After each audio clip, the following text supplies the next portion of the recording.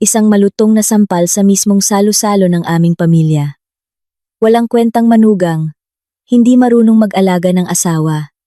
Iyan ang isinigaw ng biyenan ko, matapos niyang sampalin ang sarili kong ina.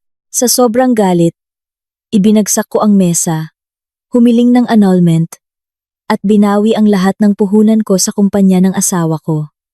Sa loob lamang ng 3 oras, bangkarote ang buong pamilya niya. Ako si Angela Reyes, at ito ang kwento kung paano ko natuklasan na sa isang kasal, hindi sapat ang pag-ibig lang. Kailangan din ng respeto at mga hangganan. Ang pangalan ko ay Angela Reyes. 25 taong gulang. May-ari ng isang network ng mga tindahan ng construction materials at mga kagamitan sa bahay sa Manila. Mga tiles, pintura, sanitary ware, ilaw, mga bagay na tunog panlalaki. Ngunit ito ang bumuhay sa akin sa araw-araw. Ikinukwento ko ito hindi para manira ng kahit sino, kundi para mag-iwan ng isang mamahaling aral tungkol sa mga hangganan sa isang kasal. Isang bagay na dati, sa aking kamusmusan, ay inakala kong sapat na ang pag-ibig lamang. Ang kasal namin ni Marco Santos ay ginanap noong unang bahagi ng Oktubre 2025. Inihanda ng pamilya ko ang isang selebrasyon ayon sa aming tradisyon. Sa umaga ang kasal sa simbahan, sa tanghali ang reception, at sa gabi ang aming unang gabi bilang mag-asawa. Ang aking ama, si Tatay Arturo, ay isang taong tahimik. Ngunit sa araw na iyon, palakad-lakad siya, inaayos ang bawat upuan, nag-aalala na baka hindi maging komportable ang mga bisita. Ang aking ina ay nakatayo malapit sa reception table. Ang kanyang mga mata ay palaging nangingilid sa luha, sa pagitan ng saya at kaba. Ang kaba ng isang ina na magpapaalam sa kanyang anak na babae. Takot na baka magdusa ito. Si Marco ay 2 taon na mas matanda sa akin, isang direktor sa kumpanya ng interior design na Santos Design Solutions. Maganda ang kanyang tindig, magalang magsalita, at marunong magdala ng sarili sa harap ng mga nakakatanda, kaya sinasabi ng lahat na masuwerte ako. Nagbibiro pa nga ang mga kamag-anak.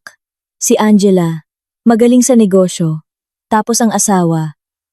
Gwapo pa, bagay na bagay talaga. Ngumingiti lang ako kapag naririnig ko iyon. Gumaan din ang loob ko. Pagkatapos ng maraming taon ng paghihirap, gusto ko na ring magkaroon ng sariling pamilya, may kasamang maghapunan, at magplano para sa hinaharap. Napakasaya ng resepsyon noong araw na iyon. Mga kasosyo sa negosyo, mga kliyente, at mga kamag-anak mula sa magkabilang panig. Naaalala ko pa ang amoy ng lechon na niluluto sa lugar, ang kare-kare na mayaman sa sahog, at ang mainit na bulalo, mga pagkaing gusto ng mga matatanda dahil nakakabusog. Nagpatugtog ang banda ng masiglang musika. Ang entablado ay pinalamutian ng mga kumukutitap na ilaw. Lumabas ako suot ang isang pulang Filipiniana gown na may gintong burda. Nanginginig ang kamay ko nang hawakan ko ang kamay ni Marco. Dahan-dahan niyang pinisil ang kamay ko at ngumiti.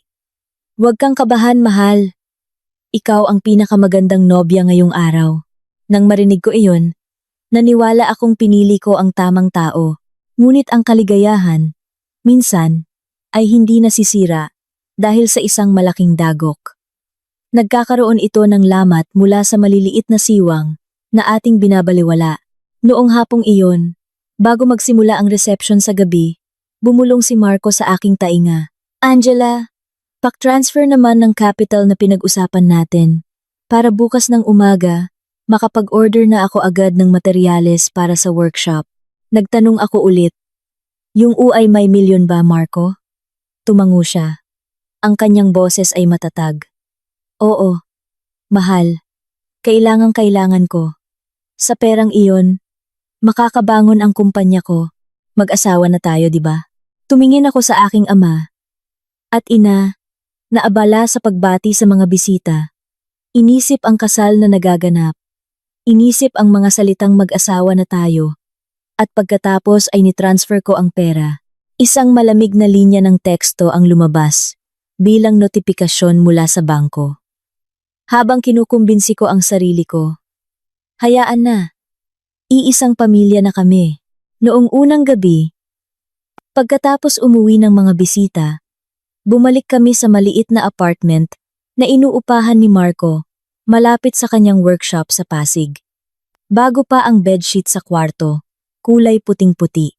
Sa ibabaw ng mesa, may isang bouquet ng bulaklak mula sa kasal at isang kahon ng cream puffs na pinadala ng aking ina. Takot na baka magutom ang kanyang anak, kakatanggal ko pa lang ng mga hair clip nang magbukas na si Marco ng isang bote ng beer. Para sa ating selebrasyon, sabi niya. Sa simula, may malay pa siya.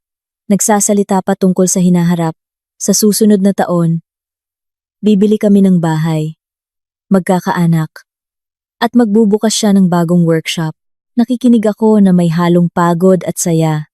Sinasabi sa aking sarili na sa wakas, papasok na ang buhay ko sa isang mapayapang yugto. Ngunit habang lumalalim ang gabi, ang kanyang pagkalasing ay hindi yung tipong kumakanta o maingay, kundi yung nagbubulungan, nanlalabo ang mga mata, at nagsasabi ng mga bagay na hindi sasabihin ng isang taong matino. Sumandal siya sa unan. Tumawa. Ang galing mo talaga. Amy Million. Diretso agad. Tunay na asawa ko. Natahimik ako. Tapos sinabi ko, lasing ka na Marco. Matulog na tayo. Umiling siya. Kinapakapan niya ang kanyang cellphone na para bang takot na may mawala. Pagkatapos ay nagtanong siya sa isang normal na tono, na parang nagtatanong lang ng presyo ng gulay sa palengke. Uy, ilang digit ba ang password ng safe sa bahay ninyo? Saan mo tinatago ang susi? Pati ba mga titulo ng mga commercial spaces mo? Sa safe mo rin tinatago? Natigilan ako. Isang kakaibang pakiramdam ang pumasok sa isip ko. Para bang may isang taong kakatanggal lang ng kurtina at ipinakita ang tanawin sa likod nito na hindi kasing ganda ng inaasahan ko. Sinubukan kong panatilihing normal ang aking boses. Bakit mo tinatanong yan, Marco? Ngumisi siya. Mag-asawa na tayo, di ba? Para matulungan kitang i-manage, sabi ni Mama. Ang lalaki dapat ang may hawak ng kontrol. Kung hindi, baka kontrolin ng asawa. Ang mga salitang may hawak ng kontrol ay bumagsak sa sahig ng kwarto na parang malamig na yelo. Tinitigan ko ang lalaking nakahiga sa harap ko. Si Marco pa rin. Pero bakit parang napakalayo niya? Bigla kong naintindihan. Para sa kanya, ang perang katatransfer ko lang ay hindi patunay ng tiwala, kundi patunay na kaya na niyang humawak ng kutsilyo. Nanikip ang dibdib ko. Palaging sinasabi ng ina ko, sa isang kasal, ang pinakamahalaga ay ang paggalang sa isa't isa. Nagbili ng aking ama, mas mabuti pang magutom kaysa mawalan ng karangalan. Dinala ko ang mga prinsipyong iyon sa kasal na ito. Samantalang si Marco, mukhang may daladalang isang listahan ng mga utang. Hindi ako nakipagtalo. Hinila ko lang ang kumot para sa kanya at sinabing, matulog ka na Marco. Kailangan pa nating pumunta sa bahay ni na tatay at nanay bukas. Nagbulong siya, pagkatapos ay humarap sa dingding. Pinatay ko ang ilaw at humiga, ngunit dilat na dilat ang aking mga mata. Sa balkonahe, pumasok ang hangin sa siwang ng bintana. Mahina ang tunog ng mga sasakyan sa kalsada. Sa loob ng puso ko, isang pagkabalisa ang nagsimulang mag-apoy na parang uling. Ang gabi ng aking kasal, na dapat sana'y simula ng kapayapaan, ay para bang nakatayo ako sa bingit ng isang bagay na napakaiba. Isang bagay na kung mas naging alerto lang ako noon, marahil ay mas maaga kong napansin. Ang isang tao ay maaaring magsuot ng mamahaling damit, magsalita ng matatamis na salita, ngumiti sa lahat ng kamag-anak. Ngunit ang kasakiman sa kanyang puso ay hindi kayang umarte. Tumingin ako kay Marco na natutulog. Amoy alak ang kanyang hininga. Tinanong ko ang sarili ko, nagpakasal ba ako o pumirma lang sa isang kontrata kung saan iisang panig lang ang makikinabang? Hindi ako nakatulog ng mahimbing hanggang madaling araw at nagising ako sa malakas na kalabog sa pinto. Hindi isang magalang nakatok, kundi parang may naghahampas ng likod ng kamay sa kahoy na pinto. Gising na ba kayo? 7:00 na. Sa bahay na ito, walang tulog hanggang tanghali. Ang boses ni Nanay Loida, ang aking biyenan, ay matalas at matinis. Agad akong napaupo, kumakabog pa rin ang puso ko. Maliit ang apartment na ito at manipis ang mga pader. Ang boses niya ay malinaw na parang nakatayo siya sa tabi ng kama. Sumulyap ako kay Marco, nakatalikod pa rin siya sa akin. Hinihila ang kumot hanggang sa balikat. Nagkukunwaring walang naririnig. Nagmamadali akong nagsuot ng duster at binuksan ang pinto. Nakatayo doon si Nanay Loida. Maayos na nakapusod ang kanyang buhok. Suot ang isang duster na batik na madilim ang kulay. Ang kanyang mukha ay seryoso, na parang nag-iinspeksyon ng isang hanay. Nang makita niya ako, sinuri niya ako mula ulo hanggang paa. At pagkatapos ay binitiwan ang isang malamig na pangungusap. Manugang ka, pero mukha ka pang inaantok. Kapag sumama ka na sa asawa mo, dapat alam mo ang oras. Sa babae, ang importante ay ang asal. Ngumiti ako ng pilit, sinusubukang maging magalang. Opo, Nay. Magandang umaga po. Pasensya na po. Medyo napagod ako kagabi. Hindi siya sumagot. Itinuro lang ng kanyang baba ang kusina. Igawa mo ako ng tsaa. Tapos linisin mo yung mesa. Ang kalat kagabi. Sumang-ayon ulit ako. Ngunit parang dinaganan ng bato ang puso ko. Umagang-umaga. Hindi pa nakakapaghilamos. Kailangan ko nang makinig sa isang sermon. Pinakalma ko ang sarili. Hayaan na. Bagong manugang pa lang. Magparaya ng kaunti para mapayapa ang sitwasyon, sabi ng iba. Ang isang beses na pagpaparaya raw ay magdudulot ng siyam na kabutihan. Kung magiging matiyaga ako, magiging payapa ang tahanan. Pumunta ako sa kusina at binuksan ang ilaw. Malinis ang kusina, ngunit ang pagkakaayos ay tipikal sa mga matatanda. Ang mga lalagyan ng asukal at asin ay nakalagay sa gilid ng mesa, ang lata ng tsaa sa tabi ng gas stove. At ang basahan ng plato ay nakasabit kasama ng pamunas ng kamay. Hinanap ko ang takure at tasa. Si Nanay Loida ay nakasandal sa pinto ng kusina. Hindi tumutulong. Nagmamasid lamang na parang isang hurado. Nagbuhos ako ng mainit na tubig para banlawan ang takure. Tapos inilagay ang tsaa. Ang mabangong singaw ay umuusok. Dinala ko ang takure sa mesa. Maingat na inilagay. At pagkatapos, ay ibinuhos para sa kanya. Humigop siya ng kaunti at kumunot ang noo. Ang tsaa, dapat 2 beses binabanlawan. Paano mo binanlawan? Bakit parang iba pa rin ang lasa? Natigilan ako. 1 beses ko lang binanlawan, tulad ng karaniwang ginagawa sa bahay namin. Pero dahil sinabi niya iyon, ibig sabihin ay mali ako. Nagmadali akong mag-ayos. Ah, ganoon po ba? Nay, pasensya na po. Gagawa po ako ulit ng bago, na ayon sa gusto ninyo. Inilapag niya ang tasa na may tuyong tunog. Hindi ayon sa gusto ko, kundi ayon sa patakaran. Manugang na hindi marunong sa patakaran, pagtatawanan lang ng mga tao ang pamilya ng asawa. Ang salitang mga tao mula sa kanya ay parang isang latigong hindi nakikita.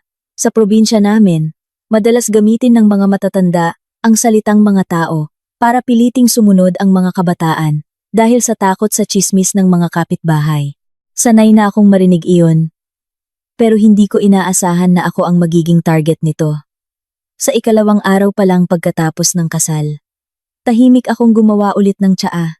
Habang basa pa ang aking mga kamay, lumipat siya sa ibang paksa na para bang may inihanda na siyang materyales para sa sermon. Pwede kang magtrabaho, pero dapat asikasuhin mo ang mga gawaing bahay. Wag, dahil may pera ka. Pakiramdam mo, ikaw na ang pinakamagaling. Sa bahay ng asawa mo, may biyanan ka sa itaas mo. May asawa ka sa tabi mo. Dapat alam mo ang iyong lugar kapag nagsasalita at kumikilos. Sinubukan kong panatilihing malambing ang aking boses. Opo, Nay. Naiintindihan ko po. Hindi ko rin po intensyon iyon. Pinutol niya ako. Ang pag-intindi, dapat, ginagawa. Huwag puro salita. Ang lalaki, kailangan ng asawang marunong mag-alaga ng bahay. Magaling ka sa negosyo. Hindi ko ipinagbabawal. Pero kung laging abala ang babae, sino ang mag-aalaga sa asawa? Ang pangungusap na iyon ay parang payo, ngunit ang tono ay isang utos. Tumingin ako sa direksyon ng kwarto. Medyo bukas ang pinto. Umaasa akong lalabas si Marco. At may sasabihin. Ma, hayaan mo na. Masasanay din si Angela. Isang pangungusap lang sana, para malaman kong hindi ako nag-iisa. Pero hindi. Nanatiling tahimik ang kwarto. Pinili ni Marco ang ligtas na daan para sa kanya. Habang ako, kailangan kong harapin ang pagsubok na ito ng mag-isa. Isang pagsubok kung saan kailangan kong sumunod, maging matiyaga, at alamin ang aking lugar. Nagpatuloy si Nanay Loida. At saka, narinig ko kay Marco kahapon, nagpapatakbo ka raw ng ilang tindahan, ang pera at mga importanteng dokumento. Mas mabuting ibigay sa asawa para siya na rin ang mag-manage. Pag ang babae ang may hawak ng yaman, maaga o huli, magkakaroon ng problema. Nanikip ang dibdib ko. Pera na naman. Inilapag ko ang basahan. Tinitigan siya. Sinubukang magsalita ng malinaw nang hindi bastos ang dating. Ganito po, Nay, ang negosyo ko po ay may sistema. Ang mga dokumento ay nakatago sa tamang lugar para madaling suriin. Kung kailangan, pag-uusapan po namin ng asawa ko. Sumimangot si Nanay Loida. Pag-uusapan paano? Ang asawa mo ang lalaki sa bahay na ito. Pag masyadong matigas ang ulo ng babae, baka magsawa ang asawa niya. Nang marinig ko iyon, nanuyo ang lalamunan ko. Isang estrangherang babae ang nagsasalita tungkol sa pagsasawa ng asawa na parang isang sandata para takutin ako. Bigla kong napagtanto ang isang malungkot na bagay. Hindi niya ako tinuturuan para maging mas mabuti. Tinuturuan niya ako para yumuko. Tumayo ako at naglakad papunta sa lababo para iwasan ang kanyang tingin. Naghuhugas ako ng pinggan, ngunit ang puso ko ay parang pinipiga. Sumagi sa isip ko ang imahe ng aking ina, na laging abala sa kusina. Pero ginagawa ito ni nanay dahil sa pagmamahal sa pamilya, hindi dahil may nagbabantay at tinatrato siyang parang katulong. Ang papel ko rito ay nagsisimula pa lang, at itinakda na. Kailangan kong magbigay. Sa wakas, lumabas si Marco sa kwarto. Humikab siya, magulo ang buhok. Nang makita ang kanyang ina, ngumiti siya. Ma, ang aga niyo naman pong nagising? Tumingin sa kanya si Nanay Loida. Lumambing ang boses. Sanay na ako. Pinapangaralan ko lang ang asawa mo. Ang bagong asawa, kailangang turuan. Kung hindi, aakyat yan sa ulo mo. Nakatayo ako malapit sa mesa. Pakiramdam ko'y inire-report ako. Tumingin ako kay Marco. Naghihintay ng pagtatanggol. Ngumiti lang siya. Hayaan mo na, Ma. Bago pa lang naman si Angela dito. Dahan-dahan. Masasanay din. Parang nagtatanggol. Pero sa totoo lang, mga salitang pampakalma lang iyon para hindi magalit ang ina niya. Hindi para magtakda ng hangganan. Suminghal si Nanay Loida. Dahan-dahan paano? Ang bagong manugang. Dapat alam ang lugar niya. Kinuha ni Marco ang tasa ng tsaa. Uminom ng isang lagok. Tapos tumingin sa akin at bumulong. Pero sapat na malakas para marinig ko. Pagpasensyahan mo na si Mama. Ha? Ganyan lang talaga siya. Ang salitang pagpasensyahan mula sa kanya ay nagpatindig ng balahibo ko. Hindi ako nagpakasal para magtiis ng hindi makatarungang pagtrato. Sa unang umaga pa lang, pinili na niya ang papel bilang tagapamagitan. Pero isang tagapamagitan na umiiwas. Bigla kong naalala ang isang kasabihan. Ang mag-asawa ay dapat magkaisa. Kahit karagatan, ay kayang patuyuin. Para magkaisa, kailangan man lang nasa iisang panig ang asawa. Kung tatalikuran ka ng asawa mo, paano matutuyo ang karagatan sa puso ko? Tumayo si Nanay Loida. Inaayos ang kanyang damit. Sige na, uuwi na ako. Mamayang tanghali, babalik ako para tingnan ang luto mo. Angela, tandaan mo, magluto ka ng gulay ng tama. Ayaw ng pamilyang ito ng masyadong maalat na pagkain. Tumango ako. Sige po, Nay.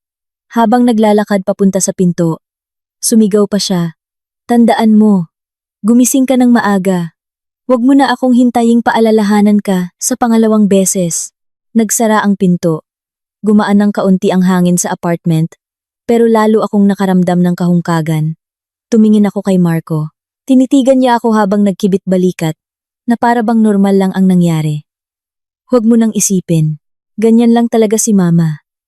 Gusto kong itanong. Ikaw? Paano? Pero hindi ko tinanong. Natatakot ako sa sagot. Sinabi ko na lang sa isang boses na pinilit kong maging kalmado. Hindi ako tutol na maging manugang. Ang tinututulan ko ay ang hindi pagiging respetado. Natahimik si Marco ng ilang segundo, tapos tumawa ng alanganin. Sino bang hindi gumagalang sa'yo? Masyado ka lang nag-iisip. Pagkatapos sabihin iyon, pumasok siya sa kwarto para magbihis. Na parang tumatakas sa isang usapan. Naiwan akong mag-isa sa kusina, nakatitig sa takure na umuusok. Mainit ang tsaa, pero malamig ang puso ko. Nagsimula akong maintindihan ang isang bagay. May mga pamilyang hindi kailangang sumigaw para masakal ang kanilang manugang. Sapat na ang gamitin ang salitang tradisyon bilang dahilan. Tapos pipilitin kang paliitin ang iyong sarili. Naghugas ako ng kamay. Pinatuyo, tapos binuksan ang cellphone at nag-type ng isang maikling tala. Ikalawang araw. Sinimulang turuan ng tamang asal. Hiniling na isuko ang mga ari-arian. Umiwas ang asawa. Hindi ko alam kung para saan ko isinulat iyon. Siguro, instinct lang ng isang negosyante na sanay magtala ng mga bakas. At marahil, sa kaibuturan ng aking sarili, may isang maliit na kampanang tumutunog, nagsasabing, ang daan sa hinaharap ay hindi magiging madali. Noong umagang iyon, umalis ako ng apartment ng napakaaga, hindi dahil masipag, kundi dahil kailangan ko ng lugar para huminga.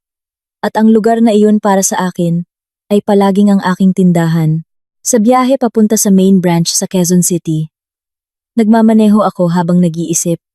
Kakaiba talaga ang tao. Kapag masaya, lahat ay mukhang maliwanag.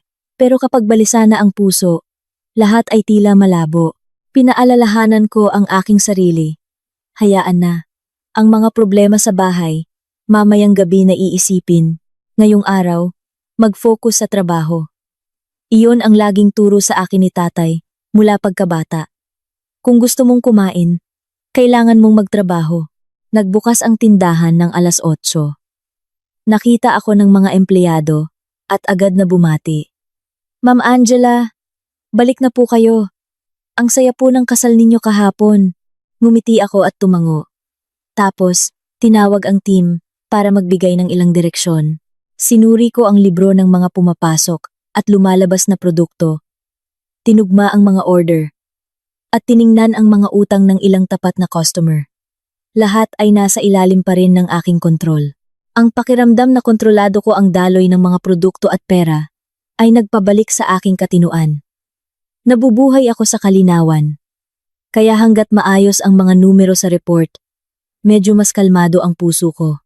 Halos 10:00 na, habang pumipirma ako ng approval para sa isang batch ng pintura para sa isang proyekto ng apartment, tumakbo ang warehouse manager at bumulong.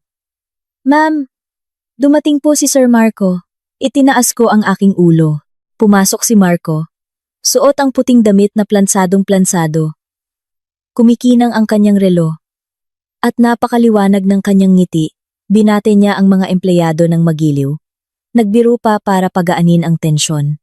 Kung titingnan mula sa labas, iisipin ng sinuman, napakagalang at maalalahanin ng asawa ni Ma'am Angela. Dumadalaw pa sa trabaho ng asawa. Lumapit siya sa aking mesa. Ibinaba ang kanyang boses. Ang sipag naman ng asawa ko. Pumunta ako dito para tingnan ka. Baka may maitutulong ako. Sumagot ako. Abala ako sa pag-approve ng mga order. Maupo ka muna sandali, Marco.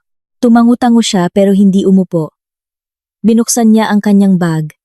Inilabas ang isang tumpok ng mga papel na nakastapler at inilagay sa harap ko na parang isang regalo. Oo. Habang nandito ako, hinahabol kasi ng deadline ang proyekto ko. Pakipirmahan naman itong delivery receipt para sa mga tiles at semento. Sinulyapan ko ang request form. Sa bahagi ng kabuuan, nakabold ang halagang A, 950,000. Hindi ako nagulat dahil sanay na ako sa malalaking numero. Ang napansin ko ay ang blankong espasyo para sa petsa ng pagbabayad at ang kawalan ng pagbanggit sa utang.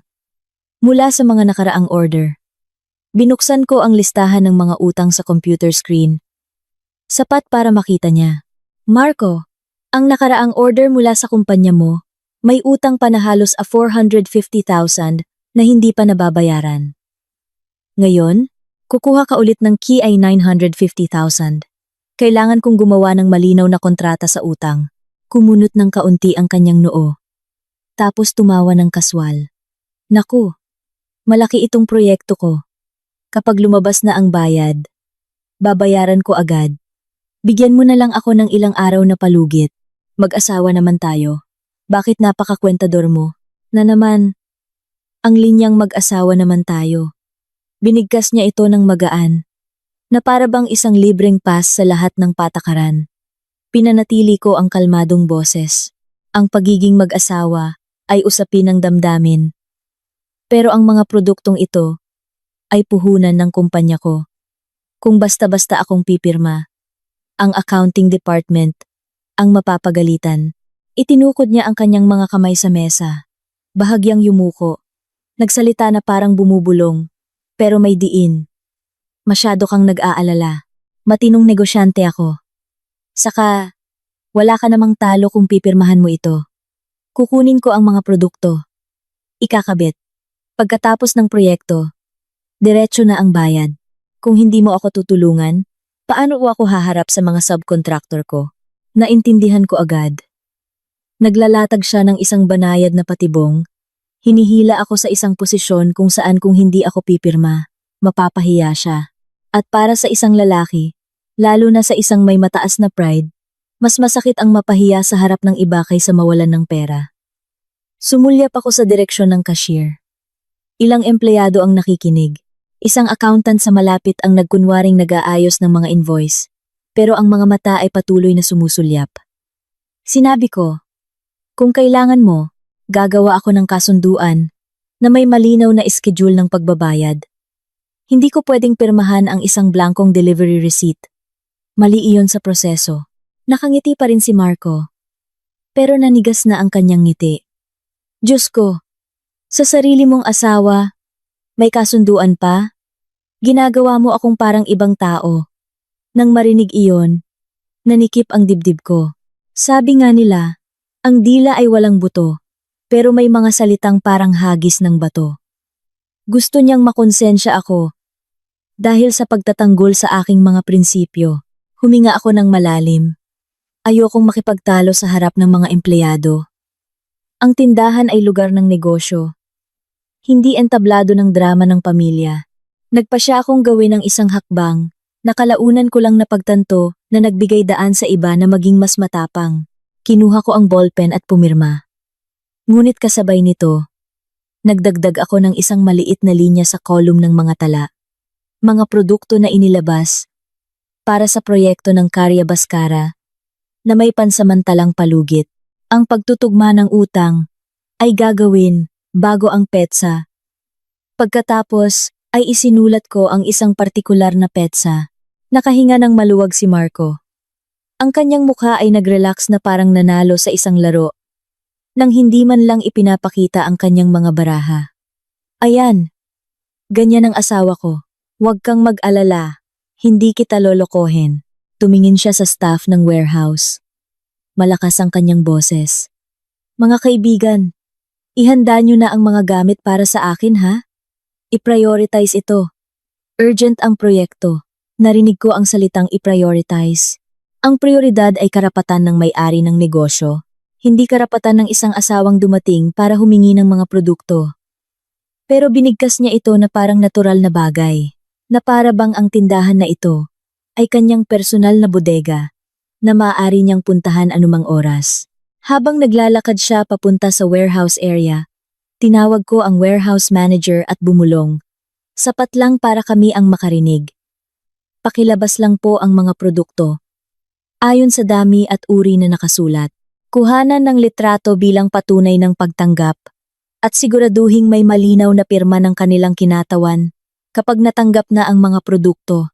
Tumango ng mariin ang warehouse manager, bahagyang nanlaki ang mga mata. Sige po, ma'am. Naiintindihan ko. Lumipat ako sa accountant. Miss Tess, ang utang ng Karya Baskara, pakihiwalay sa isang espesyal na entry. Mamayang hapon, ibigay mo sa akin ang report. Tumingin sa akin si Miss Tess. Hindi nagtanong. Sumagot lang. Sige po, ma'am. Huwag po kayong mag-alala. Noong sandaling iyon, pakiramdam ko ay naglalakad ako sa isang manipis na tali, sa isang panig. Ang relasyon ng mag-asawa, na kasing bata pa ng mais. Sa kabilang panig, ang mga prinsipyo sa negosyo na kailangang panindigan. Pinili kong maglakad sa gitna. Ngunit ang paglakad sa gitna ang pinakamadaling mahulog. Alam ko iyon. Pero pumirma pa rin ako para lang sa isang bagay. Ang kanyang pride. At ang akin din. Ayokong isipin ng mga empleyado. Si Ma'am Angela, bagong kasal pa lang, ang asawa niya dumating na para kumuha ng mga gamit kung kailan niya gusto. Pero ayoko ring isipin nila. Napakakuripot naman ni Ma'am Angela sa asawa niya. Lumalabas na ang pagiging isang babaeng may-ari ng negosyo ay may sarili ring pagdurusa. Ang pagdurusa dahil kailangang pangalagaan ng imahe sa mata ng lahat. Bago magtanghali, bumalik si Marco sa aking mesa. Tinapik ang aking balikat. Magaling ang pag-handle mo nito. Alam kong mahal mo ako. Bahagya kong iginalaw ang aking balikat para umiwas ng hindi halata. At sumagot ng walang emosyon. Mahal ko ang tamang patakaran. Kung negosyo ang pag-uusapan, kailangan mong ingatan ang tiwala. Ngumiti siya, pero may kakaibang kislap sa kanyang mga mata. Oo, ingatan ang tiwala. At ingatan din ang mukha ko ng kaunti ha. Pagkasabi niyon, lumabas na siya, nakadikit ang cellphone sa tainga. Palakas ng palakas ang kanyang boses, na parang nagmamayabang sa isang tao. Nakuha ko na ang mga gamit. Relax ka lang, ligtas na ang materyales natin. Nakatulala akong nakaupo. Nakatitig sa computer screen, na nagpapakita pa rin ng listahan ng mga utang. Tahimik ang pulang numero. Ngunit parang nagpapaalala sa akin. Ngayong araw, nagbukas ka ng isang pinto. Ang taong nagtagumpay na itulak ito minsan, ay gugustuhing itulak itong muli. Bigla kong naalala ang sinabi ng aking ina. Ang pagiging mabuti sa tao ay maganda, pero lahat ay dapat may bakod. Itinayo ko na ang bakod na iyon sa aking isipan, ngunit kabubukas ko lang nito, ng kaunti para lang sa dalawang salita. Ingatan ang mukha. Hindi ako nalungkot o naiyak. Naramdaman ko lang na may isang sulok sa puso ko na nagsimulang tumigas. Tumigas na parang isang taong nakakaunawa na ang isang relasyon. Kapag ginawang kasangkapan sa negosasyon, maaga o huli, ay magiging isang utang. Noong hapong iyon, nasa tindahan pa rin ako nang mag-vibrate, nang tuloy-tuloy ang aking cellphone. Numero ni Marco. Sinagot ko ito. Narinig ko ang kanyang mainit na boses. Mahal, mamayang gabi, dumaan tayo sandali sa bahay ni Mama ha? Nag-imbita siyang maghapunan.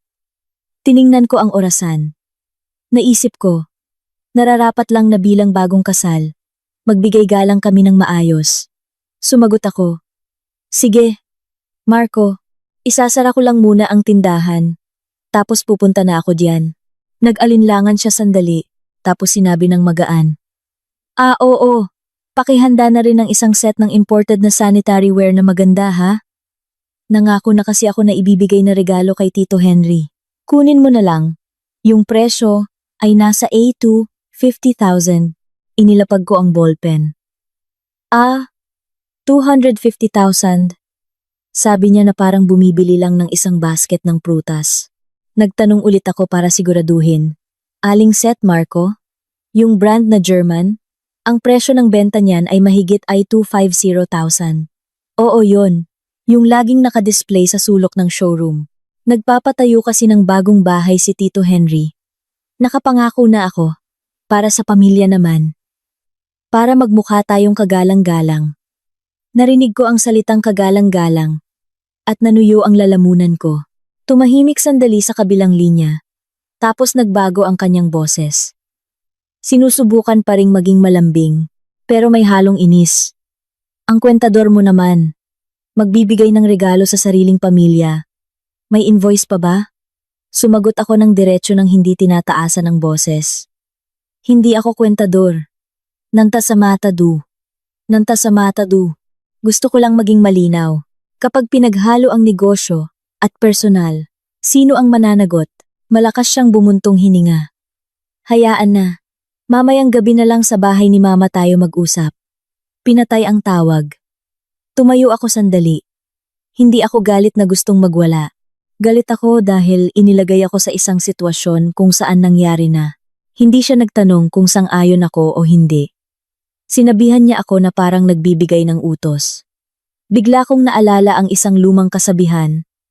Dahil sa isang patak ng tinta, nasira ang isang basong gatas. Ngunit dito, hindi gatas. Ito ay pride at pride ng ibang tao na binabayaran ng aking pawis. Noong gabing iyon, dumating kami ni Marco para maghapunan. Sa mesa, nakahain ang sinigang, pritong isda, bagoong, at sariwang gulay, mga pagkaing gusto ng mga matatanda. Kumain ako na hindi mapakali ang puso. Si Marco, sa kabilang banda, ay tumatawa at nakikipagkwentuhan sa kanyang ina. Ikinukwento ang kanyang mga proyekto at sinasabing may bagong kontrata na pipirmahan. Nakikinig si Nanay Loida na may kumikinang na mga mata. Paminsan-minsan ay sumusulyap sa akin na para bang tinitimbang ako. Pagkatapos kumain, inilapag ni Nanay Loida ang kanyang kutsara. Sinimulan ang usapan. Angela, ang laki pala ng tindahan mo. Maganda yan. Pag ang babae marunong kumita, mas umuunlad ang pamilya. Hindi pa ako natatapos matuwa dahil akala ko'y tapat ang kanyang papuri, nagpatuloy na siya. Pero yung imported na sanitary set na nagkakahalaga ng AA250,000, mamahaling bagay yan. Kung gusto ng pamilya natin na ibigay yan bilang regalo, hinihiling kong ilabas mo na lang sa tindahan mo. Maingat akong sumagot. Opo, Nay. Kung ganoon po, gagawa po ako ng internal invoice o pwedeng i-transfer ni Marco ang bayad para maitala sa libro. Kumunot ang noo ni Nanay Loida. Diyos ko, regalo, may invoice pa? Naging manugang ka dito. Pero pinaghihiwalay mo pa rin kung ano ang yaman mo at kung ano ang yaman ng asawa mo. Pinanatili ko ang aking boses. Hindi ko po pinaghihiwalay. Nay, natatakot lang po akong magkahalo-halo. Sa tindahan ko po, may mga empleyado, may accountant. Kung lalabagin ko ang proseso, sasabihin nilang, hindi ako transparent. Ngumisi si Nanay Loida. Sino sila? Sino ba? Yang mga yan? O mas takot kang masira ang imahe mo sa mata ng mga empleyado mo kaysa sa mata ng pamilya ng asawa mo? Tumusok ang pangungusap na iyon sa aking kahinaan. Huminga ako ng malalim, sinubukang kumalma. Takot po akong masira ang imahe ko sa mata ng pareho. Pero kung dahil sa takot ay gagawa ako ng mali at magkaproblema, mas lalong masisira ang imahe ko. Malakas na inilapag ni Marco ang kanyang baso ng tsaa. Nagsimula na siyang mainis. Sobra ka naman, Angela. Tama si Mama. Magbibigay tayo ng regalo sa pamilya. Kunin mo lang ang gamit. Ano bang mahirap doon?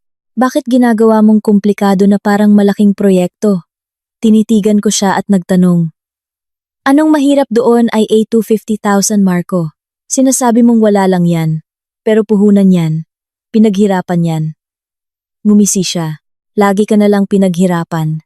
Nagpakasal ka sa akin para magkwentahan o para mabuhay ng magkasama. Nang marinig iyon, nag-init ang mukha ko. Hindi dahil sa hiya, kundi dahil sa pagiging insulto sa isang napakagalang na paraan. Hindi siya nagmura, hindi nagsabi ng masama, pero bawat salita niya ay nagtutulak sa akin pababa. Kung pag-uusapan ko ang pera, materyalistiko ako. Kung hihingi siya, iyon ay pag-iingat sa magandang relasyon. Sumabat si Nanay Loida. Ang tono niya'y parang nagbabanta. Ang babae. Kung may kaunti, itago ang kaunti. Kung may marami, Itago ang marami. Kung ganyan ang paraan mo ng pagtatago, maaga o huli, masisira ang pamilya mo. Manugang, kapag kuripot, baka magsawa ang asawa.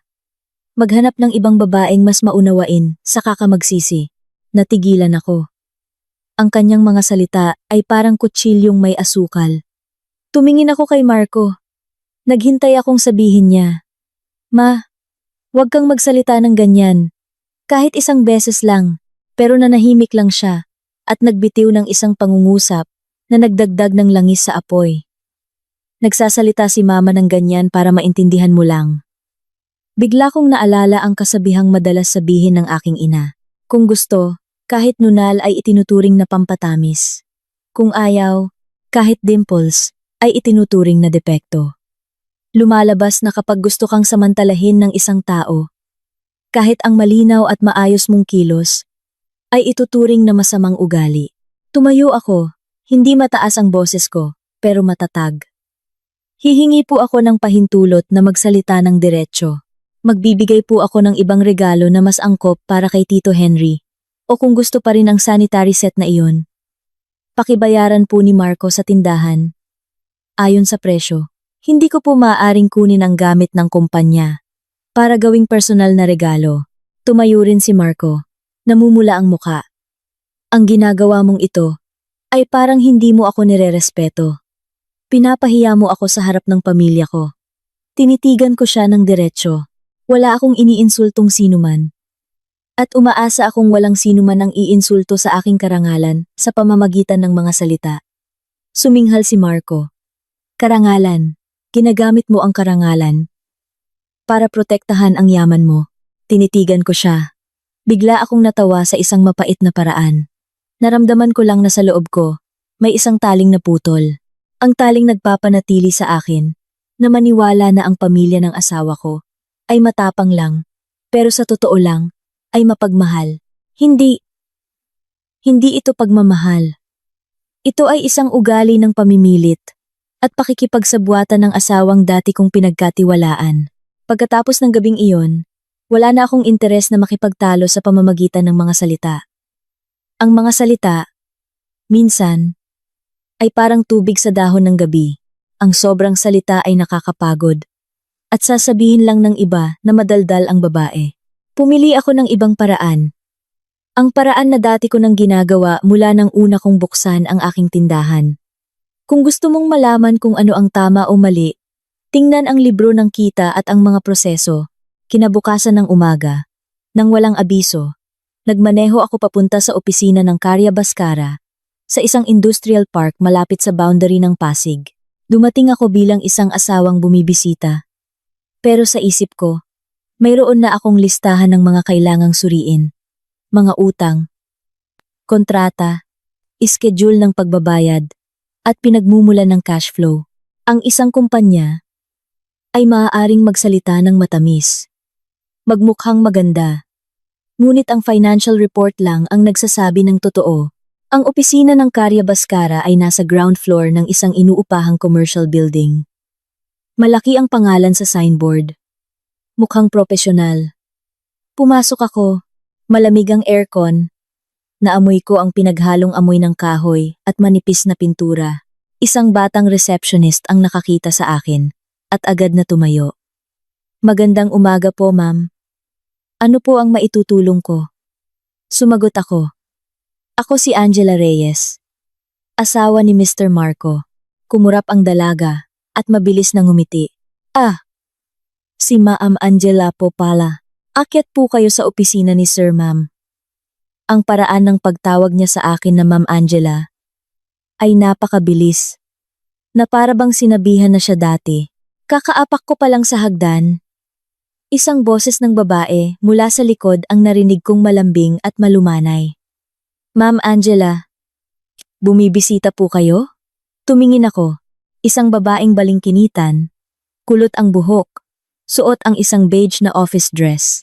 May maliit na relo sa kanyang pulso, habang may dalang tray na may kape. Ngumiti siya. Isang napakagiliw na ngiti.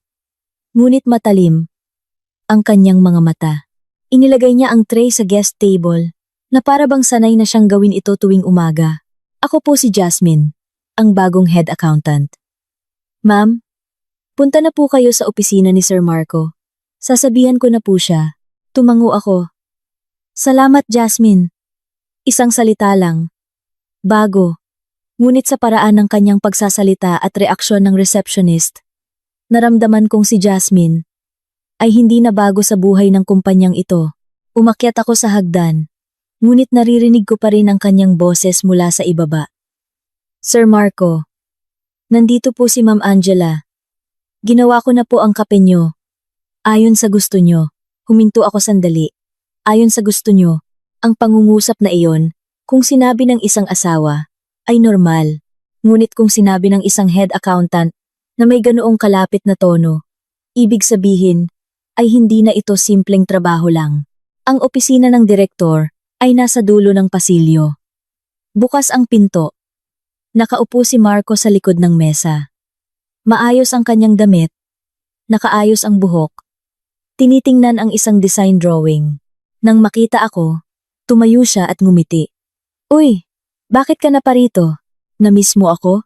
Hindi ko sinagot ang kanyang biro. Inilagay ko ang aking bag sa upuan at umupo ng tuwid. Pumunta ako dito para tingnan ang kalagayan ng kumpanya mo. Sabi mo, maraming proyekto. Gusto kong makita ang plano ng cash flow para maitugma sa mga utang natin. Nanigas sandali ang ngiti ni Marco, tapos bumalik sa dati. Diyos ko, yang bagay na yan, hayaan mo ng accountant ang mag-asikaso. Hindi mo na kailangang mag-alala. Tinitigan ko siya. Kaya nga ako nag-aalala. Kaya kailangang maging malinaw. Ayokong maging ugali ang pag-antala sa pagbabayad sa tindahan ko. Nangako kang magtutugma tayo ng datos. Kaya pumunta na ako dito. Hinila ni Marco ang kanyang upuan. Lumambot ang kanyang boses. Ang seryoso mo naman? Mag-asawa tayo. Bakit parang auditor ka? Kalmado akong sumagot. Kaya nga mag-asawa, dapat mas malinaw ang kalabuan ng nagiging sanhi ng problema. Kung lahat transparent, lahat payapa. Kumunot ang labi ni Marco at pinindot ang intercom. Jasmine, pakipunta rito sandali. Mabilis na dumating si Jasmine na para bang naghihintay lang sa labas. Inilagay niya ang tasa ng kape sa harap ni Marco, sa tamang posisyon ayon sa kanang kamay niya. Tapos ay lumingon sa akin ng magalang. Ma'am, ano pong gusto niyong inumin? Gagawa po ako. Sumagot ako. Hindi na kailangan. Salamat. Dumiretso ako sa punto.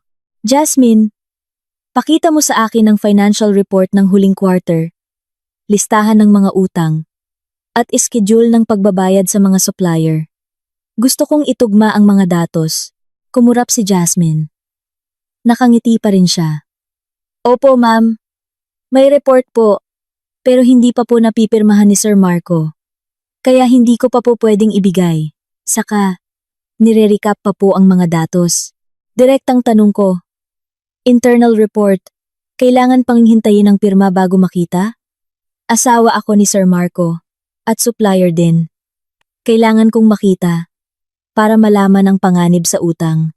Mabilis na sumulyap si Jasmine kay Marco, na para bang humihingi ng senyas. Agad na tumawa si Marco. Kalahating biro, kalahating pagtataboy. Hayaan na, Jasmine. Ako na ang kakausap sa kanya. Bumalik ka na sa trabaho mo. Sumang-ayon si Jasmine at tumalikod. Ngunit bago lumabas ng pinto, nakapagsalita pa siya ng mahina. Na para bang hindi sinasadya, pero napakasinadya. Ang kape niyo po, sir. Binawasan ko ng asukal para hindi po kayo magkasakit ng maaga. Tumango si Marco. Oo, salamat sa pag-aalala. Nakaupo ako sa tapat niya. Naririnig ang lahat nang hindi na kailangan ng paliwanag. Alam ng babaeng iyon ang tungkol sa kanyang sakit. Alam ang gusto niyang kape. At alam kung paano magsalita ng sapat para ipahiwatig ang kanyang posisyon habang nagtatago sa likod ng maskara ng isang dedikadong empleyado. Hindi ko pinag-usapan ang personal na bagay. Pinag-usapan ko ang trabaho. Tinitigan ko si Marco. Sabi mo kanina, hayaan na ang accountant ang mag-asikaso. Pero sabi ng accountant, kailangan pang hintayin ang pirma mo. So, Sino ba talaga ang nag-aasikaso? Kumunot ang noo ni Marco. Ang tapang mo naman. Abala ang kumpanya ko sa paghahabol ng mga proyekto. Minsan, naaantala ang mga gawaing administratibo ng ilang araw. Pinutol ko siya. Ang pagkaantala ng ilang araw ay normal kung malusog ang cash flow. Pero kung naaantala dahil walang pera, ibang usapan na yan. Kailangan ko ng katiyakan kung kailan magiging handa ang report, kung kailan maitutugma ang mga utang. Sumandal siya sa upuan. Nagsimula ng mainis ang kanyang boses. Para ka namang nag-iimbestiga. Asawa mo ako, hindi customer. Sumagot ako sa parehong tono. Kaya nga asawa, hindi dapat hayaang magtanong ang asawa ng ganito. Hindi ako nag-iimbestiga. Pinoprotektahan ko ang negosyo ko at pati na rin ang pangalan mo. Kung hindi transparent ang negosyo, hindi ako ang mapapahiya kundi ikaw. Tinamaan ang kanyang pride sa pangungusap na iyon. Ngumiti siya ng mapait. Pangalan? Nag-aalala ka ba sa pangalan o sa pera mo? Tinitigan ko siya ng diretso. Pareho. Ang mabuting pangalan ay nagmumula sa transparency. Ang perang hindi transparent, mawawala rin ang mabuting pangalan. Natahimik si Marco. Ginamit ko ang pagkakataong iyon para obserbahan ang kanyang opisina. Malaking mesa, leather na upuan, maraming dekorasyon, ngunit walang laman ang mga filing cabinet. Nakalock ang mga locker ng dokumento. Sa mesa, may ilang draft ng kontrata na nakikita ang bahagi ng pirma, ngunit hindi kumpleto ang mga selyo. Tumingin ako sa bintana papunta sa workshop. Sa likod, may ilang manggagawa. Ngunit hindi kasing dami ng dapat mayroon sa isang umuunlad na kumpanya. Makintab sa labas. Pero hindi ako sigurado sa loob. Hindi ako nagtagal. Tinapos ko ang usapan na may isang partikular na hiling ayon sa aking nakasanayang paraan ng pagtatrabaho. Marco, bibigyan kita ng 48 oras. Kailangan ko ang internal financial report, listahan ng mga utang, at plano ng pagbabayad. Kung wala, ituturing ko itong high risk at ititigil ko ang lahat ng uri ng palugit sa pagbabayad. Tinitigan ako ni Marco. Dumilim ang kanyang mga mata. Ganyan ka katigas? Tumayo ako at kinuha ang aking bag. Hindi ako ang matigas. Ginagawa ko lang ang tama. Kailangan may kapalit. Kung kailangan mo ang suporta ko, kailangan mo ring bigyan ako ng kalinawan, kahit man lang sa minimum. Lumabas ako ng opisina. Bumaba sa hagdan. Nakatayo si Jasmine malapit sa receptionist. May hawak na tumpok ng mga resibo. Nang makita ako, ngumiti siya ng bahagya. Uuwi na po kayo, ma'am. Kung kailangan niyo po ng data, tawagan niyo lang po ako. Haayusin ko po. Ang pangungusap na tawagan niyo lang po ako ay malambing. Ngunit may nakuha akong ibang kahulugan. Gusto niyang ilagay ang sarili bilang tagapamagitan sa akin at sa aking asawa. Isang napakabihisang anyo ng kontrol. Tumango lang ako. Salamat. Sa loob ng kotse, naupo ako sandali bago paandarin ang makina. Hindi ako galit dahil sa usapin ng kape. Galit ako dahil pakiramdam ko'y niloloko ako at dahil laging umiiwas si Marco sa pinakasimpleng tanong tungkol sa transparency. Kinuha ko ang cellphone at nagpadala ng maikling mensahe sa aking kapatid na si Adrian. Adrian, pakitulungan mo si ate na i-check ang cash flow transfer ni Marco. Mga kakaibang pagbabayad at personal na impormasyon ng head accountant na si Jasmine. Pakiramdam ko, may mali. Pagkatapos magpadala ng mensahe, itinago ko ang cellphone. Naalala ko ang sinabi ni tatay noong nagsisimula pa lang akong magnegosyo. Kapag madilim na ang langit, ibig sabihin may darating na bagyo. Wala akong ebidensya maliban sa kutob, ngunit sa buong buhay ko, hindi pa nagkamali ang kutob ko. Lalo na ang kutob na binuo mula sa karanasan. At mga numero, noong gabing iyon, umuwi ako sa apartment ng madilim na. Tahimik ang bahay. Wala pa si Marco. Inilapag ko ang bag sa sofa. Hindi binuksan ang TV. Hindi nagpatugtog ng musika. Gusto ko lang marinig ang sarili kong puso. Bukas ang salo-salo sa bahay ng aking mga magulang. Ayon sa tradisyon, kailangan kong maghanda ng mga regalo. Napakadetalyado ng aking ina. Sa mga kaugalian. Hindi dahil sa pride. Kundi, dahil para sa kanya, ang pagbabalik ng isang anak na babae sa bahay ng kanyang mga magulang ay isang sagradong sandali. Kailangan may respeto. Binuksan ko ang aparador. Inilabas ang listahan ng mga ihahanda. Bird's nest, dekalidad na tsaa, ilang uri ng cake, at mga sobre para sa mga pamangkin. May ugali akong planuhin ang lahat, kaya ang cash ay karaniwang nakatago sa isang maliit na safe sa sulok ng dressing room. Ang gintong alahas mula sa kasal ay doon ko rin itinago. Hindi malaki ang safe, yung tipong gumagamit ng number code at manual key. Ipinasok ko ang code, pinaikot ang knob, at binuksan ito. Sa loob, may tumpok ng mga sobre ng regalo mula sa kasal, ilang photocopy ng mga dokumento ng tindahan, at isang pulang velvet na kahon na naglalaman ng mga gintong alahas na bigay ni na tatay at nanay noong kasal ko. Naaalala ko pa noong nagmamano ako. Hindi gaanong nagsalita si tatay. Tahimik lang na inilagay ang kahon sa aking kamay. Mabigat ang kanyang boses. Itago mong mabuti itong alahas na ito, anak, para may panghawakan ka, idinagdag ng aking ina. Ang buhay ng babae, may mga pagkakataong kailangan ng sandalan. Hindi para magreklamo, kundi para hindi maliitin. Kinuha ko ang velvet na kahon, binuksan ang takip, at natigilan. Walang laman. Wala nang kahit ano sa loob. Kumurap ako ng ilang beses. Akala ko'y nagkamali ako ng tingin. Binaliktad ko ang kahon. Tinapik ng marahan. Itinagilid. Tanging malambot na velvet at amoy ng lumang tela ang nandoon. Pakiramdam ko'y bumagsak ang puso ko sa aking mga paa. Binuksan ko ang drawer sa ilalim nito. Sinuri ang bawat maliit na bulsa. Wala. Napaupo ako sa sahig.